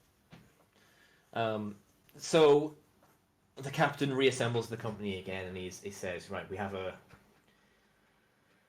plan of sorts. We've managed to establish limited communication with the Imperial Fists on the ground, and this is what we're going to do. The Providence is going to enter high orbit, and it's going to deploy the company via Stormhawk. Yes, that is the dropship one, not Storm Raven. That's the one that doesn't exist yet. Stormhawk. To Bastion Cygnus. We shall then receive updated information from Captain Gorgoroth there and see how best to deploy ourselves. The Providence will then join the battle in orbit to attempt to tip the balance. Any questions? Nope. Good. We arrive in orbit in a day. Get your equipment ready. The arming chambers are open. Let's go do some work." And For the company Emperor and disperses. Corvus. Alright. Yeah, the company almost in unison does the unification double equal. Oh, that's the fist. The equivalent Yes. that exists, yeah. And you all kind of step out in file. Some fucking orcs. Yep. Last chance to get any of the requisition gear before we go planetside. Any requests? No. Finger guns. Cool. So about a day later after that briefing, you are armed, armored, supplied, and ready to go. You are standing you are in drilled unison, marching into the appropriate Stormhawk. You hear proximity klaxons flaring throughout the ship. You hear in the distance, even through the vacuum of space, for cinematic reasons, explosions and the impact of things smashing off the protective fielding and the armor of the ship itself. What is this, Star Wars? Shut up. Dramatic. After a while, you can hear from the interior of the Stormhawk the wide hangar doors opening up. Were you able to see the exterior, you would just see how, for lack of a less heretical word, how chaotic the battle in orbit is. The remains of shattered vessels and orc rocks, which have literally been blown to rubble and cinders, dots the atmosphere. The Providence is literally pushing debris away from itself as it progresses through the atmosphere. You feel the ship turn starkly to port, and again, were you able to see the exterior, you would see the deep orangey red surface of Talarax fill the hangar door. You feel the force of the Stormhawk pulling out of the hangar. You are all in your restrained seats. The squad sat essentially in two rows, kind of facing each other. Sergeant Angelon, do you have any encouraging words for your squad before you make planetfall? Oh, encouraging words are not my forte. My main pieces of advice: stay low, don't get seen, hit them before they hit you. Remember your training and you will make it through this. On an express elevator to hell. Going down! I'm glad we all like Starship Troopers. Anyway. Sean, that hurt. Oh yeah, that's aliens, isn't it? It is aliens. Yeah, it is. Well, you know, Starship Troopers is also good. It is also good. Anyway. If I actually know more intensifies. I mean, Starship Troopers is more relevant to what we're going into. Very good. Oh god. So you fly through the void towards Talarax. It doesn't take long for you to start feeling the turbulence of re-entry. Your internal suit systems advise that the ship's getting hot, and clearly the re-entry is it's a novel experience, but it's one that you're probably going to have to get used to fairly quickly. You descend through the atmosphere, and you're informed from the pilots and the co-pilot up in the front of the Stormhawk that you're taking a path which will take you, I'll just pull up a ruler, which will take you essentially behind the main Imperial line and drop you off at Bastion Cygnus from this way to avoid any anti-air fire coming from the Orc front. The journey from atmosphere to surface, it does not take massively long, maybe half an hour or so, if that. Eventually, the turbulence subsides and the atmosphere seems to take hold of the dropship itself, and it doesn't take long before you feel the firm plant of I would say terra firma beneath you, but it wouldn't really be terra firma. You touch down. Yay! You didn't explode in the sky. Excellent. You disembark and you see a scene of organised mayhem. Oh boy. I googled so much random art for this. It is midday, but there is a thick, dusty smog that kind of has enveloped a lot of the area around you. With the planet being a relatively flat surface, there is a lot of wind and just picks up large-scale sandstorms. Thankfully, you managed to touch down before there was any kind of large weather events occurring at the location of Bastion Cygnus. You are ushered inside by local Imperial Army staff. You can see it's a large bastion. Clearly, the Imperial Fists have been busy. Very sturdy looking walls, high When are they towers. I know, right? Very high walls, large sort of towered structure covered in close point defense turrets. Behind the main wall structure itself, you can see rows of Imperial Army artillery vehicles lined up and ready to be pushed out towards the main front. You are directed into the interior of the bastion by, like I said, the Imperial Army, and you're taken to a briefing chamber. Not as large as the one on the Providence, but large enough to fit in the company and, well, not the entire company, but your squad, a couple others, the captain, and stood at, again, another hall of display, approximately the same size as the one from the Providence, is a giant of a man stood in bright, luminous yellow armor with red trim around the shoulders. He kind of turns to you and says, "Ah, the reinforcements have arrived." Cousin. As you address Captain Gorgoroth, you see Captain Adavarius turn to you and go, "Shh!" The two captains kind of address each other and they grab each other by the forearm in a sign of camaraderie and greeting. They go about discussing the logistics of what's going on so far in terms of estimated orc numbers and casualties sustained, the amount of ammunition and stuff that they have. Some supplies were brought down on the Stormhawks with you, and you can see that it's already being shared out among the Imperial Fist Marines that are present with you. You suspect that an extended combat against orcs has drained their supplies somewhat.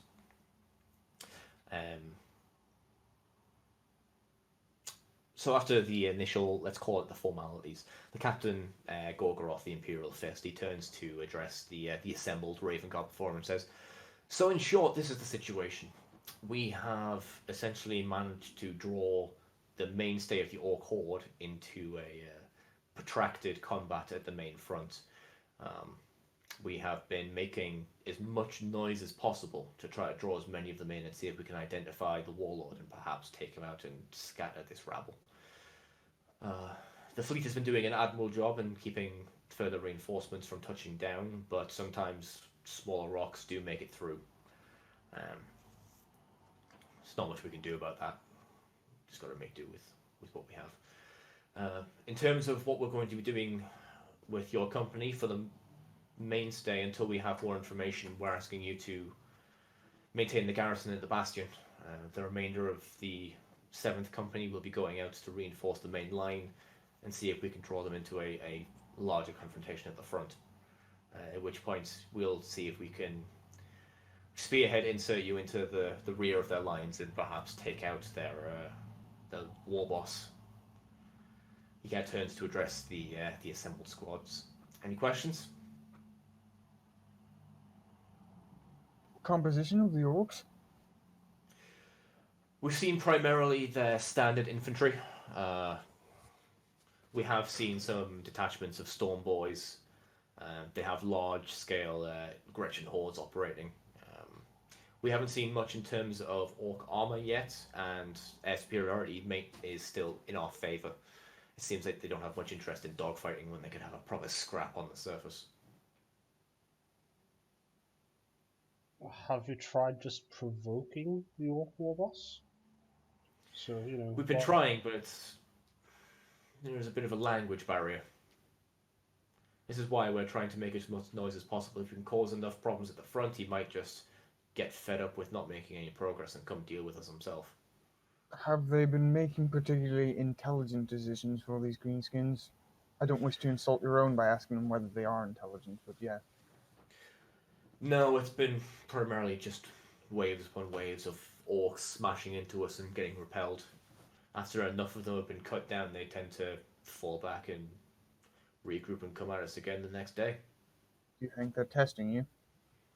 I think they don't know any better. Quite fair. I think if they were being especially cunning, they would just try to go around the hold line. but they seem fairly content at just smashing themselves against us. We just didn't fight. Primitive beasts. Well, they are orcs. Anything else? Have many of your battle brothers fallen? We've suffered some casualties. I believe we're down to about 78% combat effectiveness. Some will recover, some have unfortunately been lost, but as is the nature of war. We're soldiers. We're bred and built to die in the name of the Emperor and the Imperium. Are there any that none of your brothers could get to recover the gene seed? And he sort of taps on Lucian's shoulder. Sorry, repeat the question, Ron? Are there any that he hasn't been able to send out people to recover gene seed? Like, are there any casualties out there that were not? No, thankfully, for the most part, since we're maintaining the defensive line, all of our fallen have been easily retrievable. Alright then. No more questions from me. Calcer looks to the rest of the group. Can I ask, the map we had when on the ship, was that the most up-to-date battle map they had down here, or was it just like an overall map? It's the Battlefront line. It has expanded slightly as more Imperial Army forces are taken from the Bastion and from the smaller settlements and applied to the front just to kind of stretch it out. But for the most part, it's pretty accurate. Right.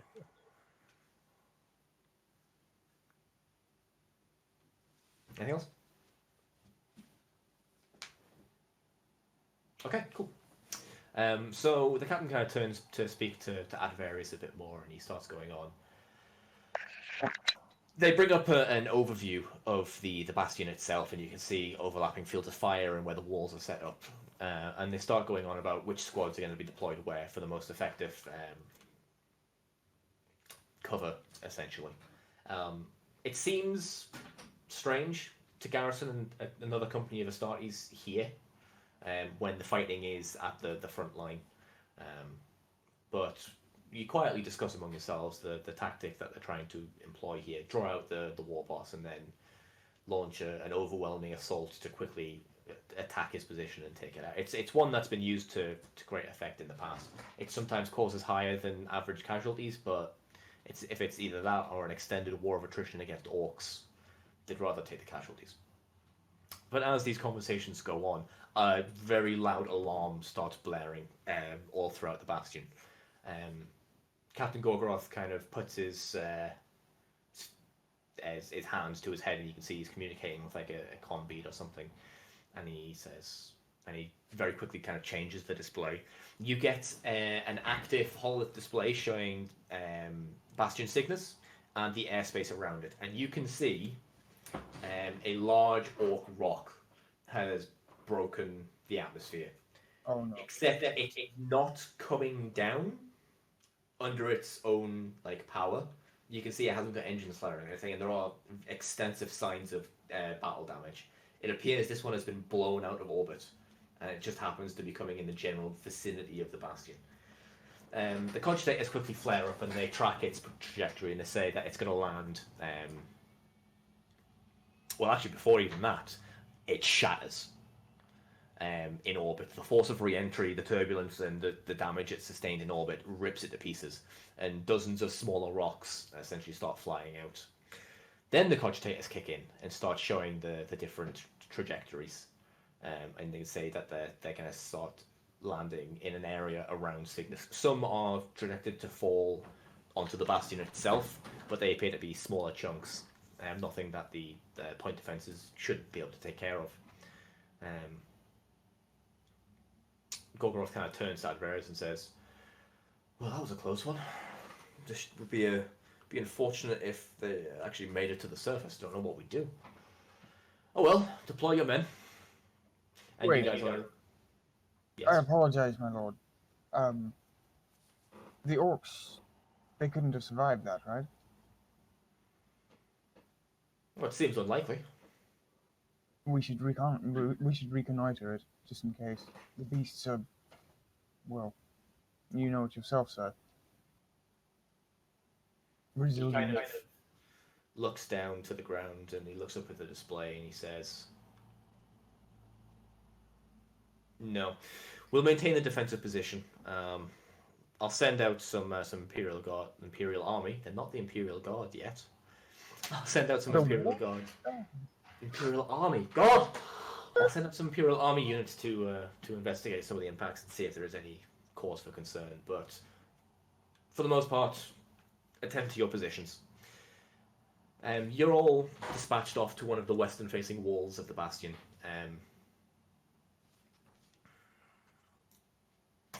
Sorry. Yeah, so you're all dispatched to one of the western-facing walls of the bastion. It is fairly...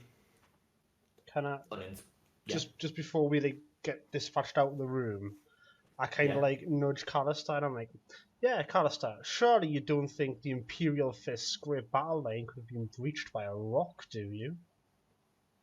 As we're walking out. Callister just sort of shakes his head under the helmet and he says, itching for a fight, I suppose. There's something off about that. Don't worry. Like, under my breath now, I'm like, don't worry, you'll get one soon. I've seen knobs get hit with crack missiles before, and the footage that I was listening, they shrugged it off like it was nothing, like it was a walking tank, and more than any of our battle brothers could handle. These things are, for lack of a better word, resilient. I feel like it's a little bit folly to assume that if a rock has landed nearby, even if it did blow up whilst it was falling, that nothing could have survived it. And as he said that, I kind of blatantly turn and look at the commander who basically said nothing would happen. Yes, a folly, and just kind of like walk out the room.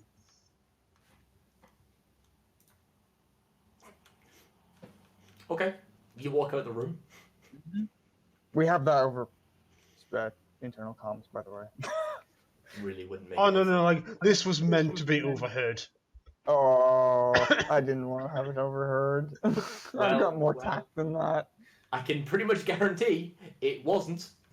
Okay, thank God. Oh, well, fair He enough. rolled 100 on his awareness.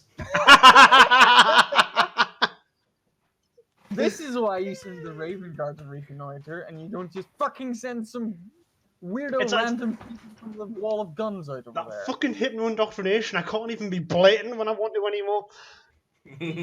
It's just so effective. Okay, so you are assigned to the western wall, or a portion of it. You are placed at a section which is currently being garrisoned by 2 other squads of Imperial Fists, and you've been informed that they're going to be cycled out within the next couple of days to go and join the main line. The argument being they're more suited to more frontal combat situations. It seems it's more of their forte, or at least that's what that's what they keep telling you. But the hours kind of roll by.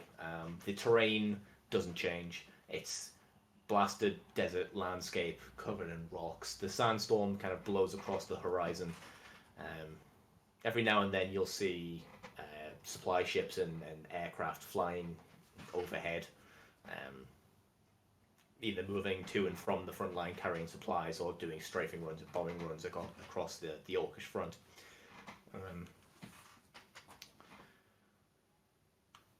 So, considering we've been going for... How long have we been going there, Adam? Just coming up to an hour. Okay, we're just going to take another quick break because I've been talking a lot. We'll be back. We'll do about another hour and then we'll call it there for this episode. Yes. Thank you for sticking with me talking a lot. If you're enjoying the sound of my voice droning on and on and on and on and on and on and on, why don't you like the video? Do it. Yeah, And subscribe. that too. Hit the bell. Sure, please stop. Oh, sorry. Ooh. Okay, and we're back, obviously. So it's been about a day since you arrived on the surface. You've been assigned to this western wall. The night shift was uneventful. You could see the flames off in the distance from the shards of the rock that impacted down. The Imperial Army detachment went out. They sent out a couple of squads to check it out. You're expecting that they'll be coming back within the next kind of couple of hours. How about I just actually show you the section where you are? Yay. Ooh. Ooh. Ooh. So I'll just drop you guys on the middle. Where are you? So there's Lucian and Callister, Oh, Rallus, hey, look. Ingram, Chimeras. and an Epsilon. Nast has been assigned as a liaison. Something about the fact that he won't shut up means apparently he's really good at talking to people. Who knew? I take it those are hordes Yes. of guardsmen. Okay, they aren't Squads, just really big essentially. guardsmen. Yeah, they aren't just really big guardsmen. Yeah. Proto-Ogrins. It's the Geno Chiliad. They grow them big. Clearly. Okay. So just want to position yourselves on that kind of parapet where you are, as you would be. Or anywhere, really. You've got free access to this section of wall, I suppose. Will do. I put myself forward. Okay. Range is 22. Movement is 6. Gonna try and Everyone, don't forget that you've got your +1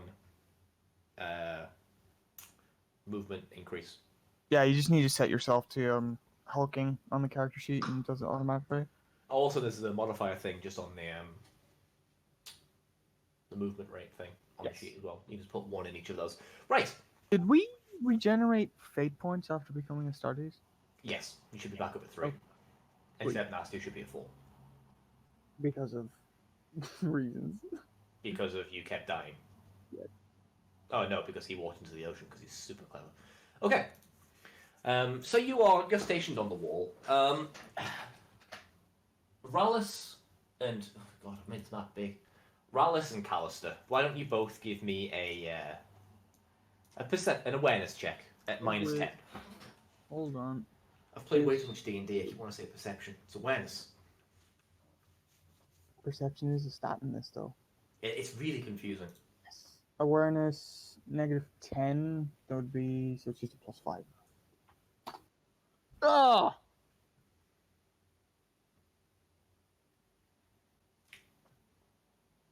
Oh my Do either of you two have that ability that lets you reroll? Yes. No.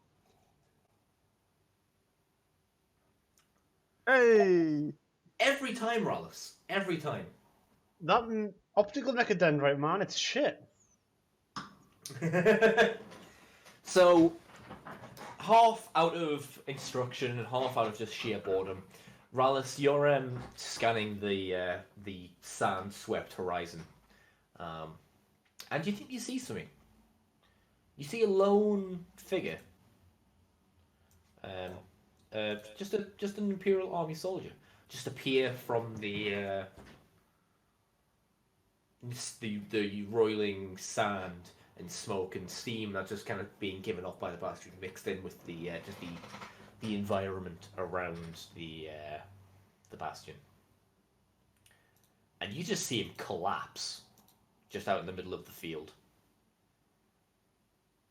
Can everyone give me a +40 awareness check now, please? Oh no.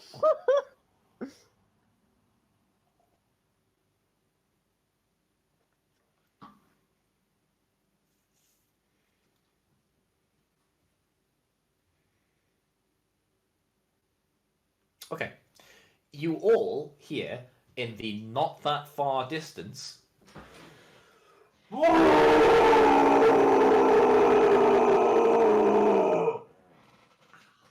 Humans to kill! Water. Good idea.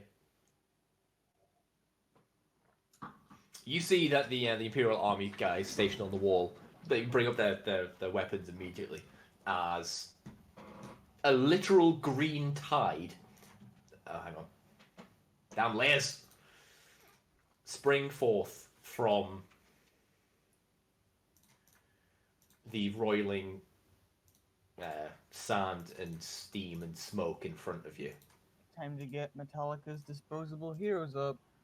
More or less.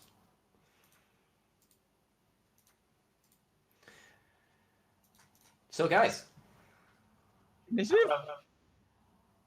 No, let's do this a bit more narratively. Oh, okay. open fire. Lucian just gets up on the Vox to let the guy, the Bastion, know, calls them to the captain, and the captain let them know that there are orc hordes heading this way on the western wall. Yeah, the Imperial Army and the Imperial Fist are basically relaying the same information. You get garbled reports that there are orcs assaulting the Bastion from almost every side. Turns out there was orcs inside the rock. Now, I was right! Who would have thought? I know, right? So you see this tide of greenskins approaching you. What do you want to do? Let's start with Callister. I'm gonna turn to Lucian, and like he's gonna see my jetpack ignite a little bit, like it's like a little burst of flame is gonna come out of it, and it's gonna be like as if to ask permission. He's gonna point the Eidolon.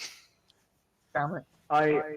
I wouldn't launch Sergeant. right out there straight into the middle of it.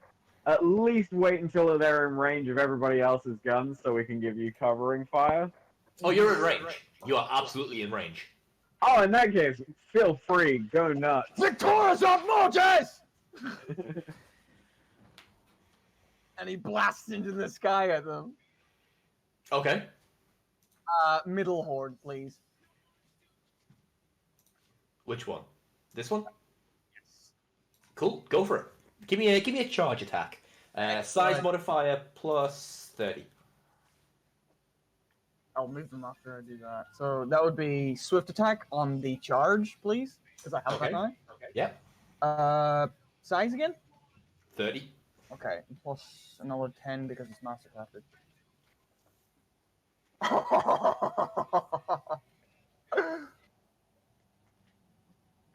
I mean, it's a horde. Hordes can't dodge or anything. So why don't you roll me 5 damages?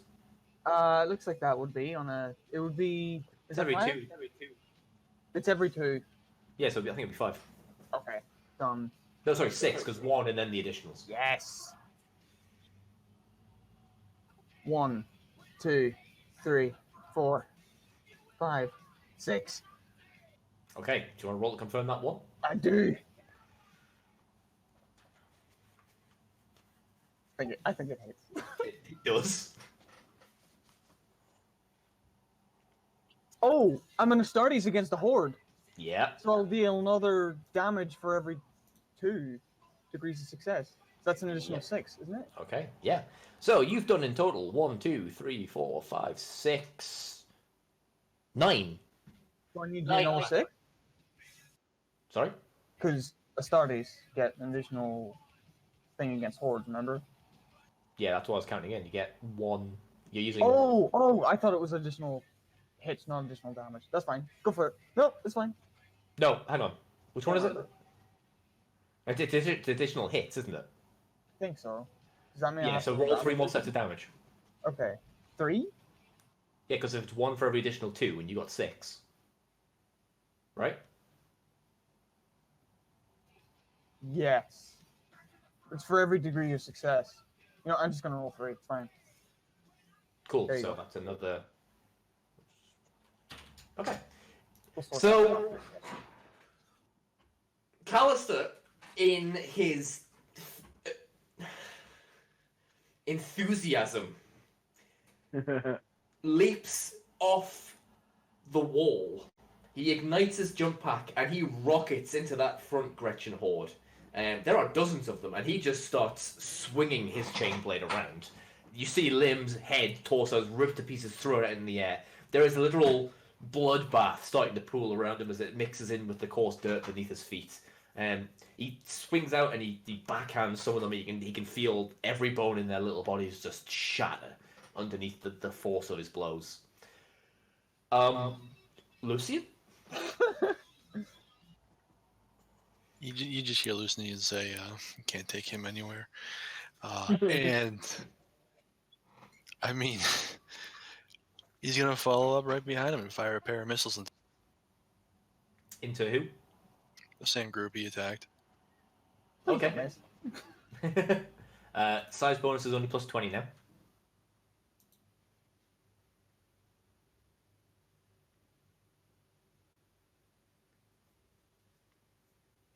And it's a plus 10 for being at well below half range, and another plus 10 for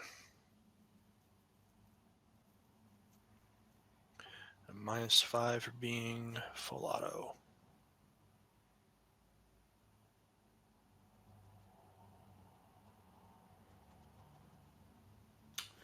Okay, so I mean, you definitely hit.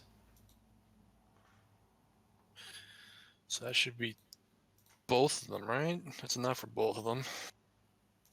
I hope so. Let's have a look. What do you get? 3.9. Oh yeah, that's enough for both hits. It's full auto, yeah. Of course, all I need is a 2 when I get both of them, I think. Or No, even a 1. you only need a 1. Yeah. Okay, so they definitely hit. Last 5 devastating 1. Okay, so I need you to roll 10 sets of damage for me.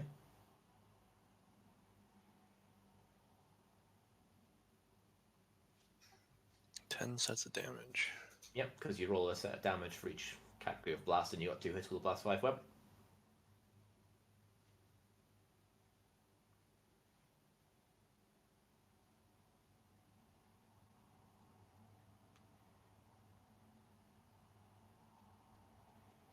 Ouch. Okay, do you just want to confirm those 2 10s? Yep, okay, roll 2 more d10.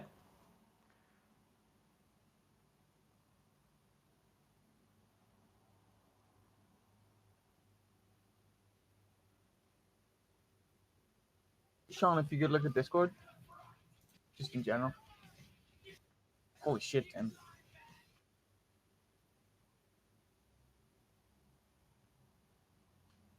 That's what we did, isn't it? It flips 1 hit for every 2 degrees of success. You got 6 degrees of success, so I gave you 3 more hits. It was... I would have gotten 6 additional hits. Or on top of the 6 hits that I got. Because it's degree of success counted in, at the same time. We'll talk about this in a sec. Okay. Right, okay, so Tim. Jesus Christ. So you've done 1, 2, 3, 4, 5, 6, 7, 8, 9, 10, 11, 12, 13, 14 times 2 because it's an explosive weapon, so that is 28 magnitude damage. And what is remaining of that group of Gretchens is literally blown to bloody chunks. God damn. And now This was ultra. and now Callister is stood literally in a pool of blood and floating tiny little green body parts. However, Callister, while you're there, do you want to give me a minus 10 awareness check? Visual. Sure.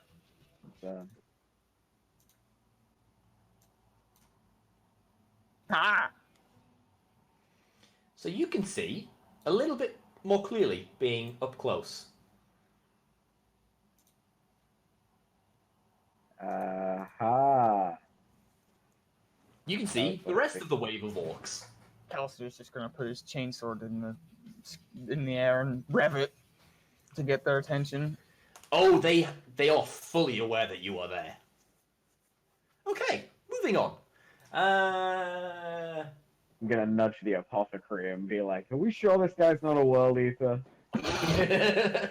Not called that yet. They're called warhounds. Oh, apologies. Are we sure he's not a warhound? Right, Sergeant, you spoke, so let's let you have a go. How would you like to deal with this situation? Oh God. Well, that guy in the middle. Are we relaying comms and things? So can we assume he sees it, we see it, or? Yeah, and you've got like shared hoods and stuff, so you're aware. Cool.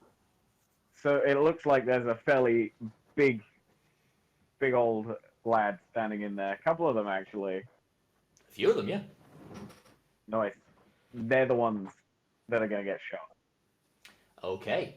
Let's see, where are you? You are there. What's the range you're doing there? That is less than 150 meters, so you are classed at short range. Are you using standard or your funky other ammo type? Oh,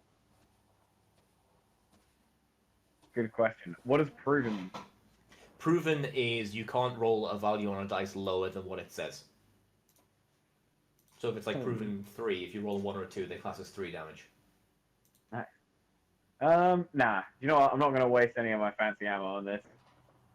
Okay. Saving that for a war boss. Okay. Just a standard shot then? Yeah. So you can half action aim. You're Yep. in short range. Size modifier plus 10. So it's a big old knob. Yep. So we what? Total. Right. Well, if Sorry? you go to your gear tab and then on your weapon there should be a attack. Or Yep. you click on that. There's hit and damage. Okay, so do hit, and then there's going to be a series of drop downs that you have to complete, Okay. which takes an annoyingly long amount of time because of how this API Yep. works. But that's fine. I would complain about that every single session. And then an extra plus 10 because he's a big one. Because he's a biggin. He's a big one. Well, he's a biggin.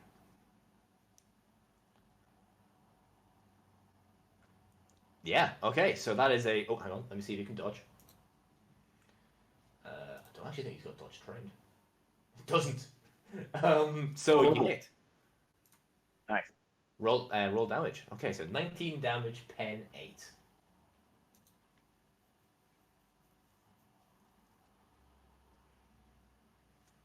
I've lost his character sheet. Where have I put it? There we are. Pen 8. So actually, where did you hit? 82. So that is, surprising no one, the right leg. Oh, I should have called it for the head. Well, now you know for Because next it time. doesn't make a difference. My bad. Your 19 damage, does that factor in the additional damage you do from Mighty Shot? From what, sorry? You've got the Mighty Shot talent, don't you? I'm not sure I took that one in the end, actually. I can't remember. It's the one that gives you half your ballistic skill bonus as damage? Yeah, no, I didn't take that one. Okay. However, I've got 300 XP kicking around, so I could take it. Well, at the end of the session, maybe. Yeah, that's fair. Cool. Okay, cool. Right, so 19 damage. He has absolutely 0 armor against that because its pen ridiculously high. Was it like 8? Yep. Yeah. Okay, so so this reduction is 4. Okay. You blow a nasty, meaty globule out of his leg. Nice. Just so I'm clear, was that... Oh, don't want to move you. Was that at this boyo? Yep. Cool.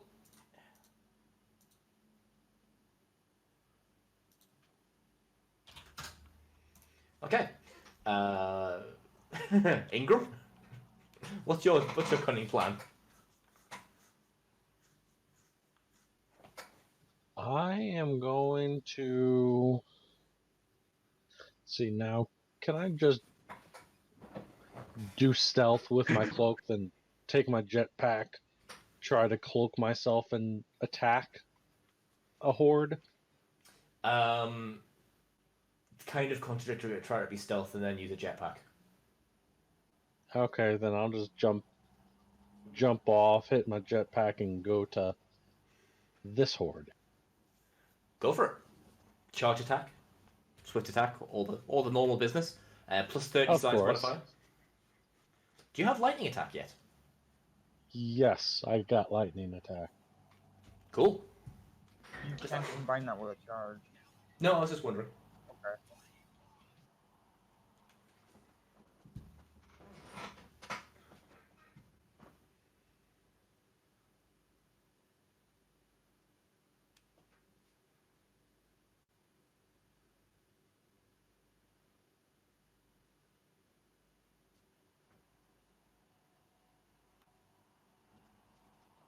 I've got quite high hopes, to be honest, judging by how well the last one went.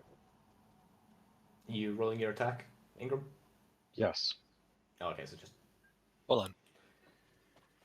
Yep. I Okay. Lawrence. succeed. Lawrence, Yes. what'd you take for your special ability as attack marine? What do you mean special ability? Do my extra? Oh, because you get to choose between either bolt of speciality or tactical. Tactical expertise. Yeah. So Bolt of Mastery lets you get a +10 to all ballistic skill test and a +2 to damage when firing a bolt weapon, only in solo mode, or Tactical Expertise, which when issuing squad mode ability, the tactical marine may share the benefits of his chapter's squad mode abilities with the members of the kill team as if they were part of his chapter. So you're probably going to want to take Bolt of Mastery since tactical expertise doesn't really matter at this point. Yeah, I was gonna say that. So 2 damage and a +10 to your BS if you need it, but just so you're aware. Nice. I shall increase the damage, but he did by 2. Yeah. I am a gracious god. Okay, yeah, so that definitely hits, and you get 3 hits. So 3 sets of damage there, please, Ingram, with your power scythe. Cool, do you want to roll to confirm that one? 1d100 or 1d10? Yeah, we need you to roll not 100.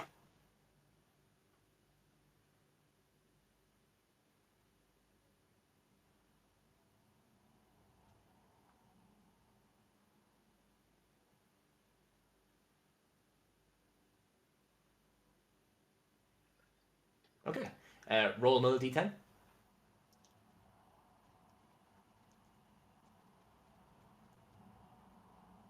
It's +1 hit for power weapon as well. Yep. So that is... Okay, hang on. You also got 3 degrees of success, so you get another hit, so do another damage. Because you're an Astartes fighting a horde. Okay. Roll me another d100. I love when that happens.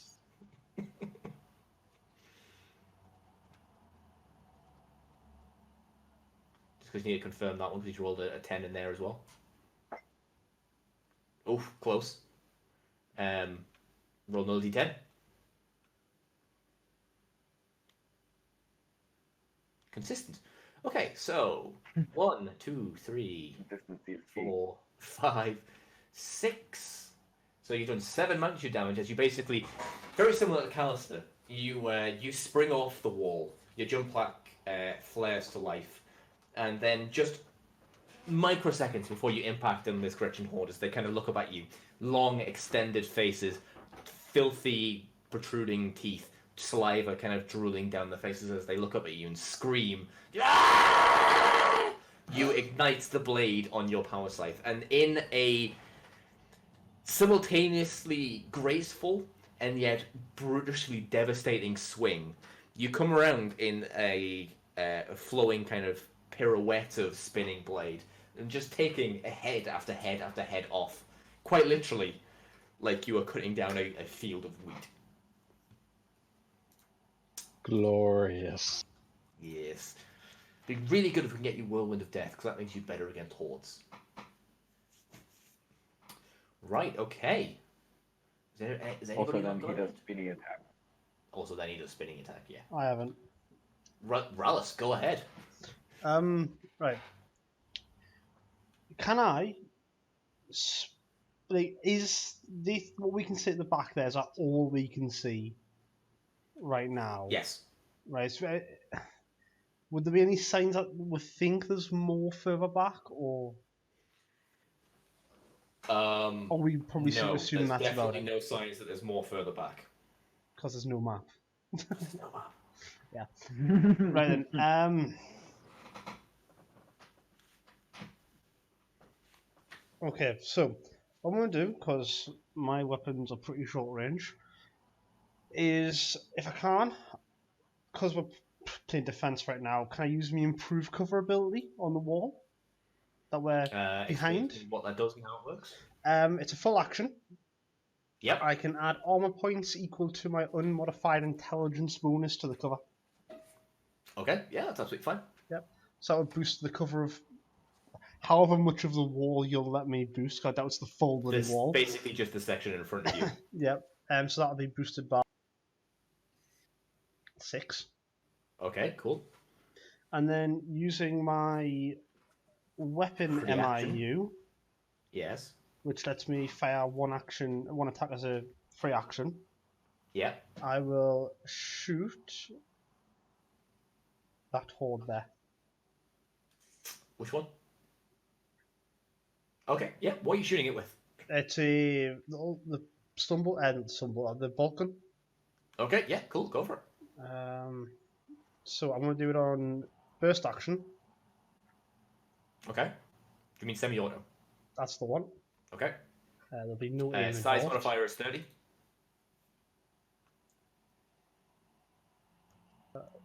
Short range is half distance, isn't it? Yeah, you're in short range. Yeah. Is it the bolt gun or is it the bolt pistol? Bolt gun. Okay, yeah, you're in half range. And it was 30 for the modifier. Yep.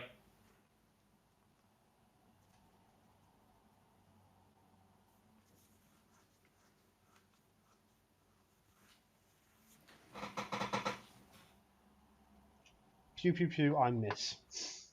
Cool.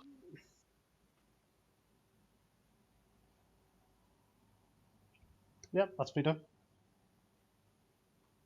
Hang on. I'm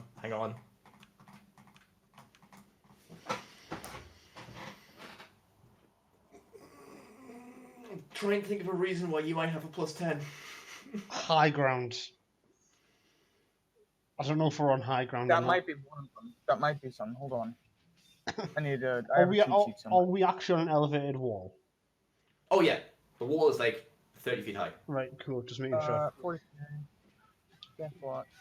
At one point, I was The debating reason jumping not off. just be there's so many Gretchen and he's a space marine. Where's I mean, combat? seriously, man. Look, I wasn't training to shoot shit. I specifically mentioned that you did. No. I did like the bare minimum training of shooting shit. Firing from an elevated position grants you a +10. There you go, Boom. you hit. One hit. Hey. You hit once. Roll damage.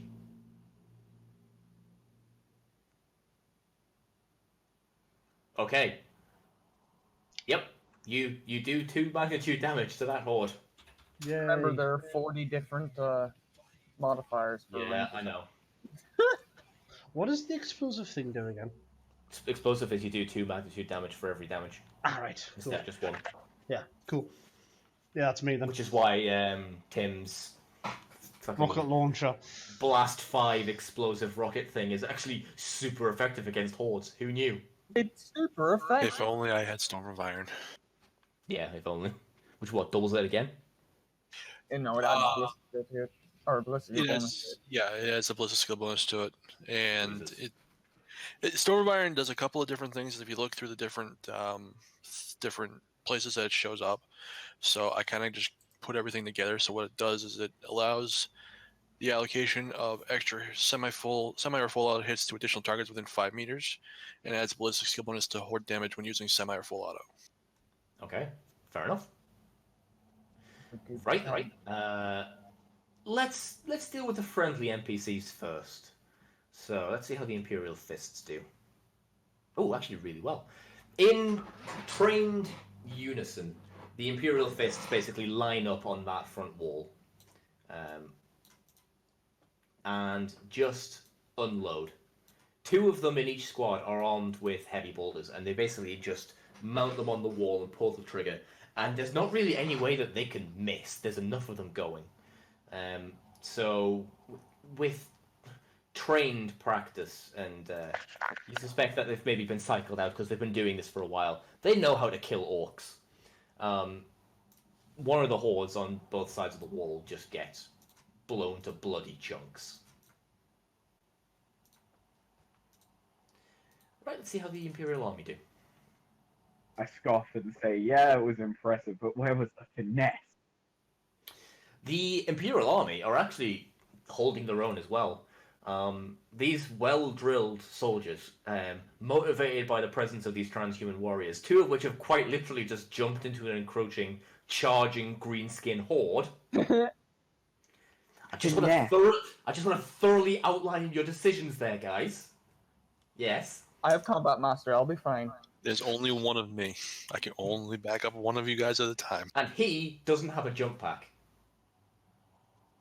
Also true. I'm I'll not be getting fine. out there. Yeah. So they pull up their las rifles and they just pull the trigger and don't stop until the gun ejects the charge pack beneath. And again, just one of the hordes on each side is just put down, like the rabid animals they are. But then they keep going. So the horde currently engaged in combat with Ingram is gonna just keep going. What's the movement rate on it? Ooh. No, I meant like just gonna keep going with him. It's not gonna like trample him. Oh, okay. Okay, so how far can these fuckers actually go? Yeah, so this group here is gonna make it all the way up to the wall. This one is gonna move in on. Actually no, they're gonna maintain the momentum with the charge, and they're gonna go all the way to the wall. Callister's looking at us particularly large orc. That knob, specifically. I'm just gonna make my life a little bit easier and just delete these dead ones. We did just delete the horde, to be fair. Yeah. What's the charge range on a slugger boy? Let me just pull up its character sheet. Probably far enough to get to me. We're 16 meters apart. Oh no, we're 18 meters apart. So his charge range would have to be divided that by 3. The charge range is actually only 9. Excuse me? Yeah, the slugger boys are literally just gonna run up to you. Run? Yep, run. Oh, excellent. Those guys are gonna move to about there. They'll move to about there. They'll get to about there. Yeah, this is totally accurate. Leave your complaints in the comments, it'll be fine. The Storm Boys at the back, however, kick on their well, there's no way to describe it other than their rocket packs, and they jet towards the wall. What is their charge speed? Of course 18. they do. They can't get that far, but their run is 36 with a jump pack on. So I'm just gonna shoot them across. Yes, sound effects do cost extra. Right, let's start with the horde attacking Jin. 2 attacks because they have magnitude. Sorry, Ingram, you changed your name. Let's have a look. How do they manage? Tim, just want to roll out? Just want to tell them what I just rolled there? A 93 and a 92. Yep. Yep. This is why you're going to win the Great Crusade, because I just can't roll to hit you for shit. Okay. Let's just roll around to your guys' next round. So, let's start with Callister. You have 3 orc boys currently just foaming at the mouth, eager to dig their chop outs into you. What do you want to do about it? Show me if you. Ah, fuck. So he messes up the speech. No, he screams the chaplain's line of "Show me what passes for fury amongst your misbegotten kind," and he's gonna go at him with his chain sword. It's chain sword. Go for Chain it. sword. Yes. So swift attack, obviously. Yeah. The thing will go as follows: Yeah. 2 on this dude, 2 Yep. on this dude, and then Yep. 2 on this dude, depending Go on for how it. many I get. Hopefully. So they ran at me, which gives me a plus 20 to hit them in melee. Yep. And I'm also going to. Oh god, can I feint against multiple people?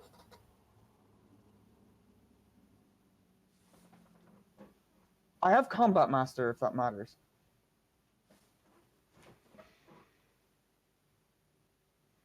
It's a good thing you got that one. I need to look at the wording on feint, Okay. because it might make a difference.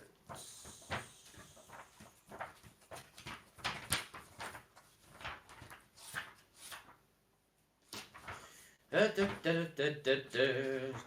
almost like you planned on jumping into the middle of huge groups of enemies. Oddly enough, no. No, him. The character and his target, so you have to target someone. I have to target someone first. Yeah, it's not an area of effect feint. Right. So could I feint against one person and still get the extra hits against the others? It's a half action to feint. Swift And then action, so a half action, right? Yeah. Okay. Yeah. So I'm just gonna. Feint against I'm the gonna top feint against the top guy, and then the other two won't be affected by the feint. But you know. No, go for it. So opposed weapon skill. Yep. Oh, for fuck's sake! Come on. Reroll. Excellent. Hey. You win. Excellent. You can't fucking get out of the way of this then. Not Hit. that you'd really be able to anyway. Yeah, no aim. Swift, and plus 20 because they charged. Oh, plus 30 because it's mastercrafted. Yep. So it's run. It's Oh, that's bad. you could fate point it. To re-roll it. Yeah. Oh, I bet you it's gonna be. Yeah, I'm gonna re-roll it. Watch me get that 6% that it takes to get higher. Watch me. Just roll a d100. We don't need to roll the API again. That's a D10. Oh.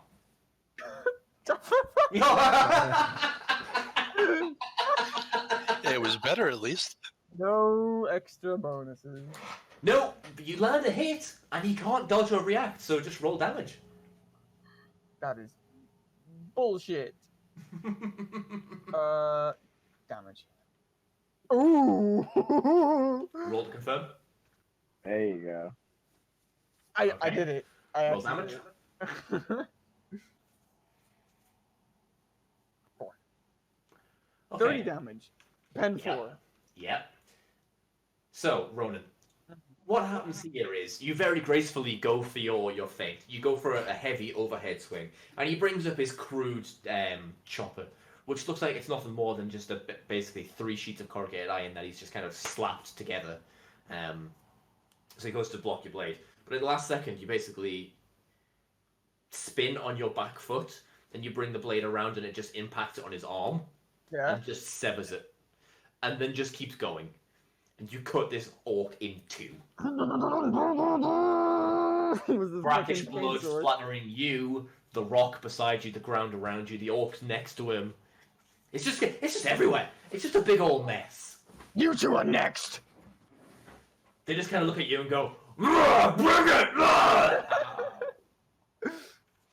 Alright. I don't like using orcs. Ingram. Okay. Actually, do you want to go first, or do you want to let the apothecary go first? Apothecary. Okay, Rocket Marine. Yeah, I guess I'll back Jin up. I thought you might. So let's take another shot. We're not going to shoot the one that's right at our feet. All right. So what is the size? 20. Don't forget plus 10 for elevated. Excellent.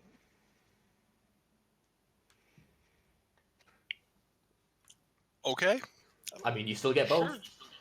Okay, so I'm gonna need, 10 sets of damage again.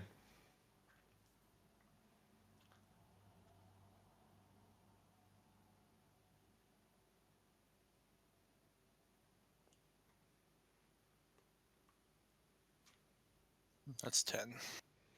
Okay, roll to confirm 2. Okay, roll 2d10.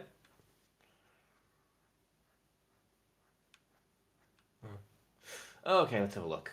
2, 4, 6, 8, 10, 12, 14, 16, 18, 20, 22. Wait a second. Devastating 1 is also towards hordes. It does an extra point of magnitude damage. Oh, yeah, devastating. Forgot about that. Yeah, that horde's gone. As you do 32 points of damage. Or 32 magnitude, technically, I suppose. Yeah, I'm 32 magnitude. Yeah, so that horde... Ingram... Sorry, like 10 months of saying Jin, and now I need to get used to a new name. Ingram, you see these 2 rockets fly out from Lucian's position as you're mid-swing with your power scythe, and you see them like impact just on the far side of the Gretchen horde. You see the ones that the impact basically right next to just vaporized as the high yield explosive in these frag missiles just cooks off and just blows them into small bloody smears on the ground. But then the fragments of the shrapnel goes out, and it just cuts the remaining of them down. And then the ones that aren't cut down by either the explosion or the shrapnel, in the concussive force of the explosion knocks them into you. And like, imagine firing a chicken out of a really powerful air cannon at a concrete wall. Beautiful. Simply beautiful. Yeah. I'm just going to delete that horde as well for convenience sake. Right, now you can go. Okay. What would you like? You charging the knob? Yes. Go for it.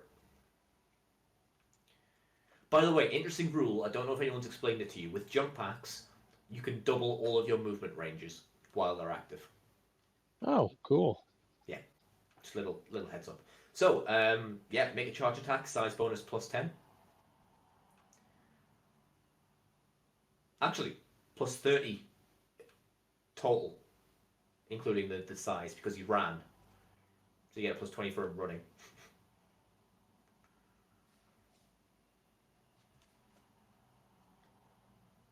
Which out of curiosity, which assault marine thing did you take? Wings of Angels or Wrathful Descent? That I don't remember off the top. Okay. So one of them would have done more damage to hordes, and the other one You get might help damage with for this. Let me see if I can have a look at his character sheet. You might have written it down on that. I have Wings of Angels.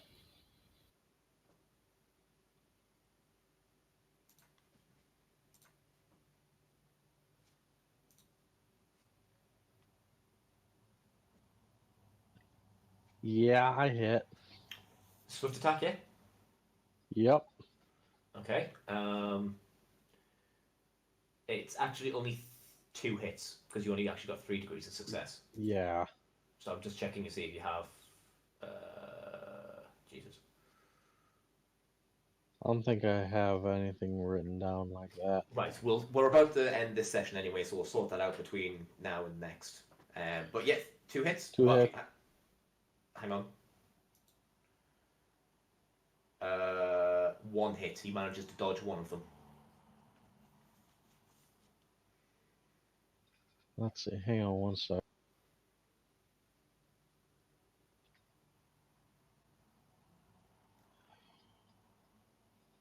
I'm not going to worry about that right now with the killing strike. But that doesn't count because it's not all out. Yeah.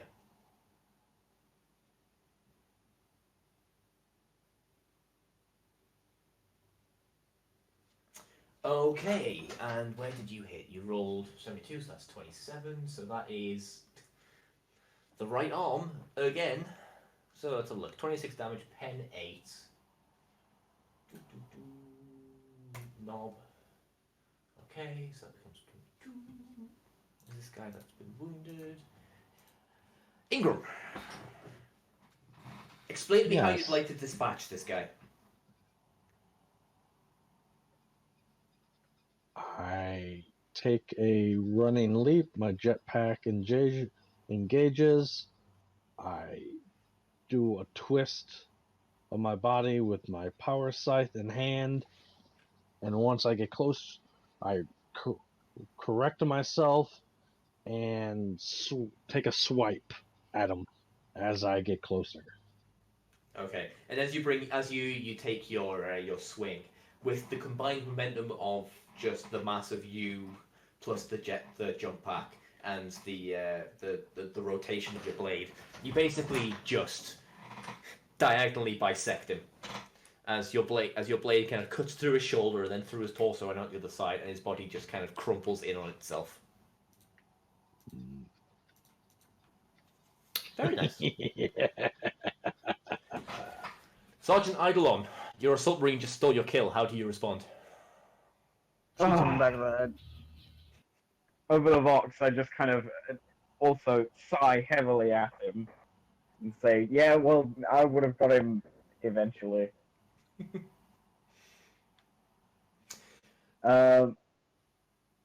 Just for clarity, by the way, that front line of Storm Boys are all in the air on ignited jump packs.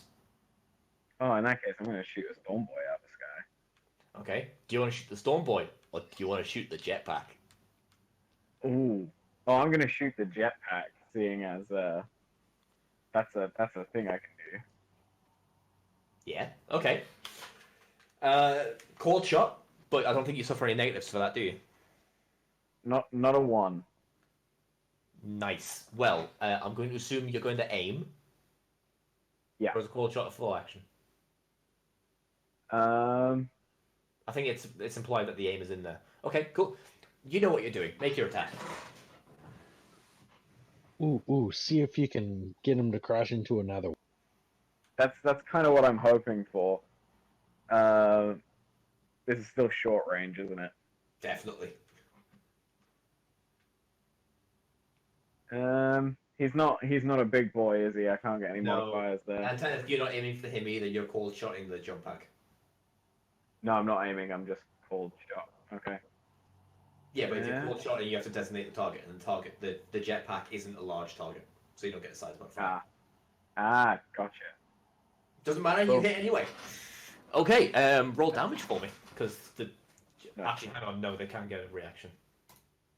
Yep, roll damage for me. There you go. Yeah, so that jetpack is going to detonate.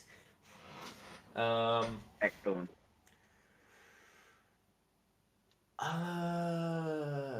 Let me see. How do I determine which way he wildly veers out of control? Well, you're shooting him from a... Pick which target you were shooting at. I was going for more kind of the one directly in front of me. This guy. Yeah. Okay. Let me just make a quick pilot personal test. Nope, he can't manage to control it enough to dodge his friend. So he's going to veer wildly to his left and slam into this guy right before he detonates. Let's say it's essentially a rocket. Tim, can you roll me one Astartes frag missile damage, please?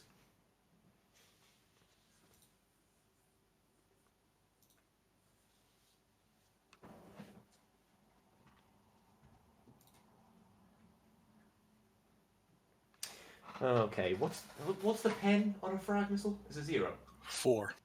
4. Okay. Yeah.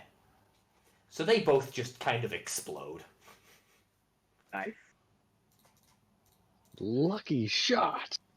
I'm just gonna do a big woo as soon as I boss. see them both explode. He's got me good! Yeah, so you go, woo! And then every Imperial Army soldier on the wall in unison, in a wave, goes, woo! Congratulations, you've invented the Talarax wave. What's exactly me what I buddy wanted doing to over do. there? Okay, Rallis? Just nonchalantly put the flamer over the wall and hose down that direction to it. Oh god. I did what's- some pre-measuring, and I can only hit the horde, so makes it easier Is for you. it the glorious 45-degree arc? I'm not getting the Might as well glorious hit 45. forward then. He doesn't need the glorious 45-degree arc. Right, what is the range on your flamer? 1d20.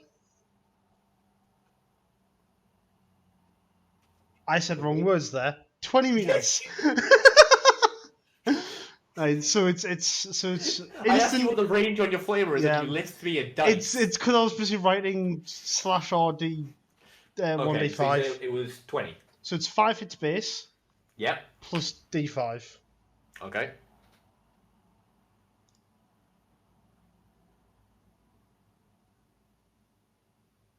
Six. So 6 hits.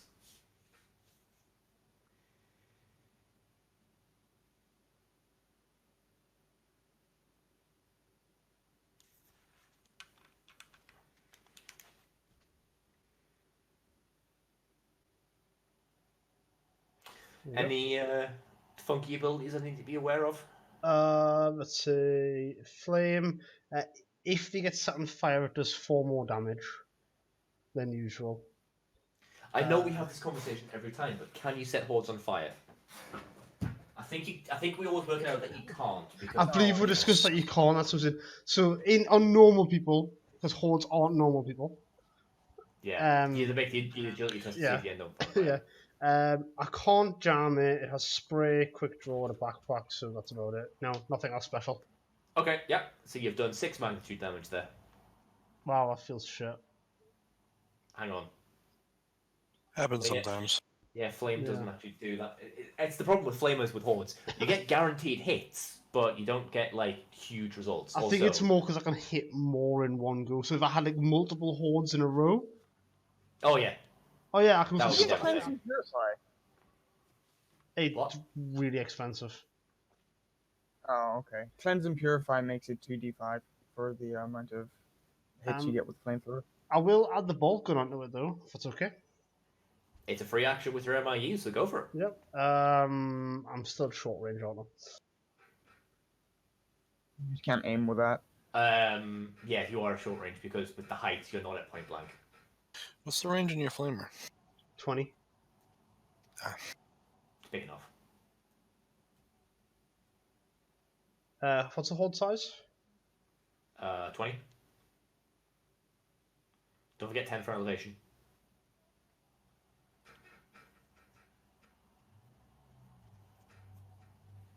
Well, hey. Right, were you on semi-auto again? Yes, so maximum of 3 shots. You get 2.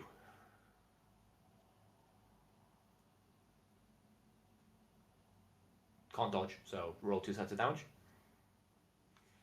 Roll D100 to confirm that one.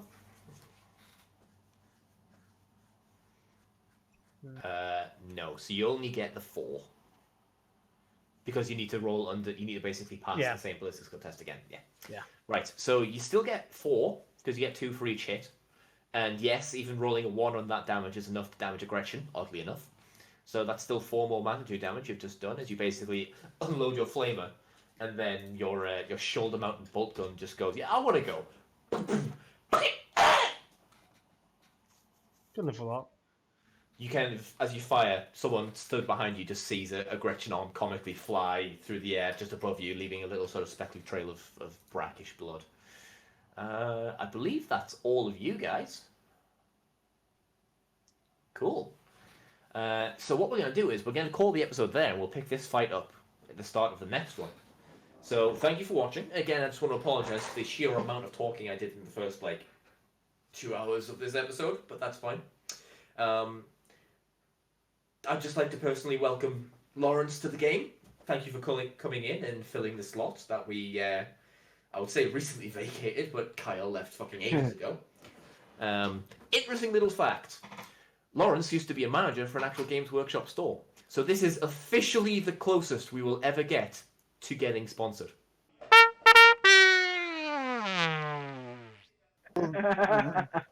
But the Johnson steal? We don't talk about Johnson's deal anymore. They pulled it. Damn. Okay. Thank you for watching. If you did enjoy it, please like the video, subscribe to the channel, turn on notifications, comment, literally anything. Show your friends. I'm really desperate for attention. Why do you think I do this?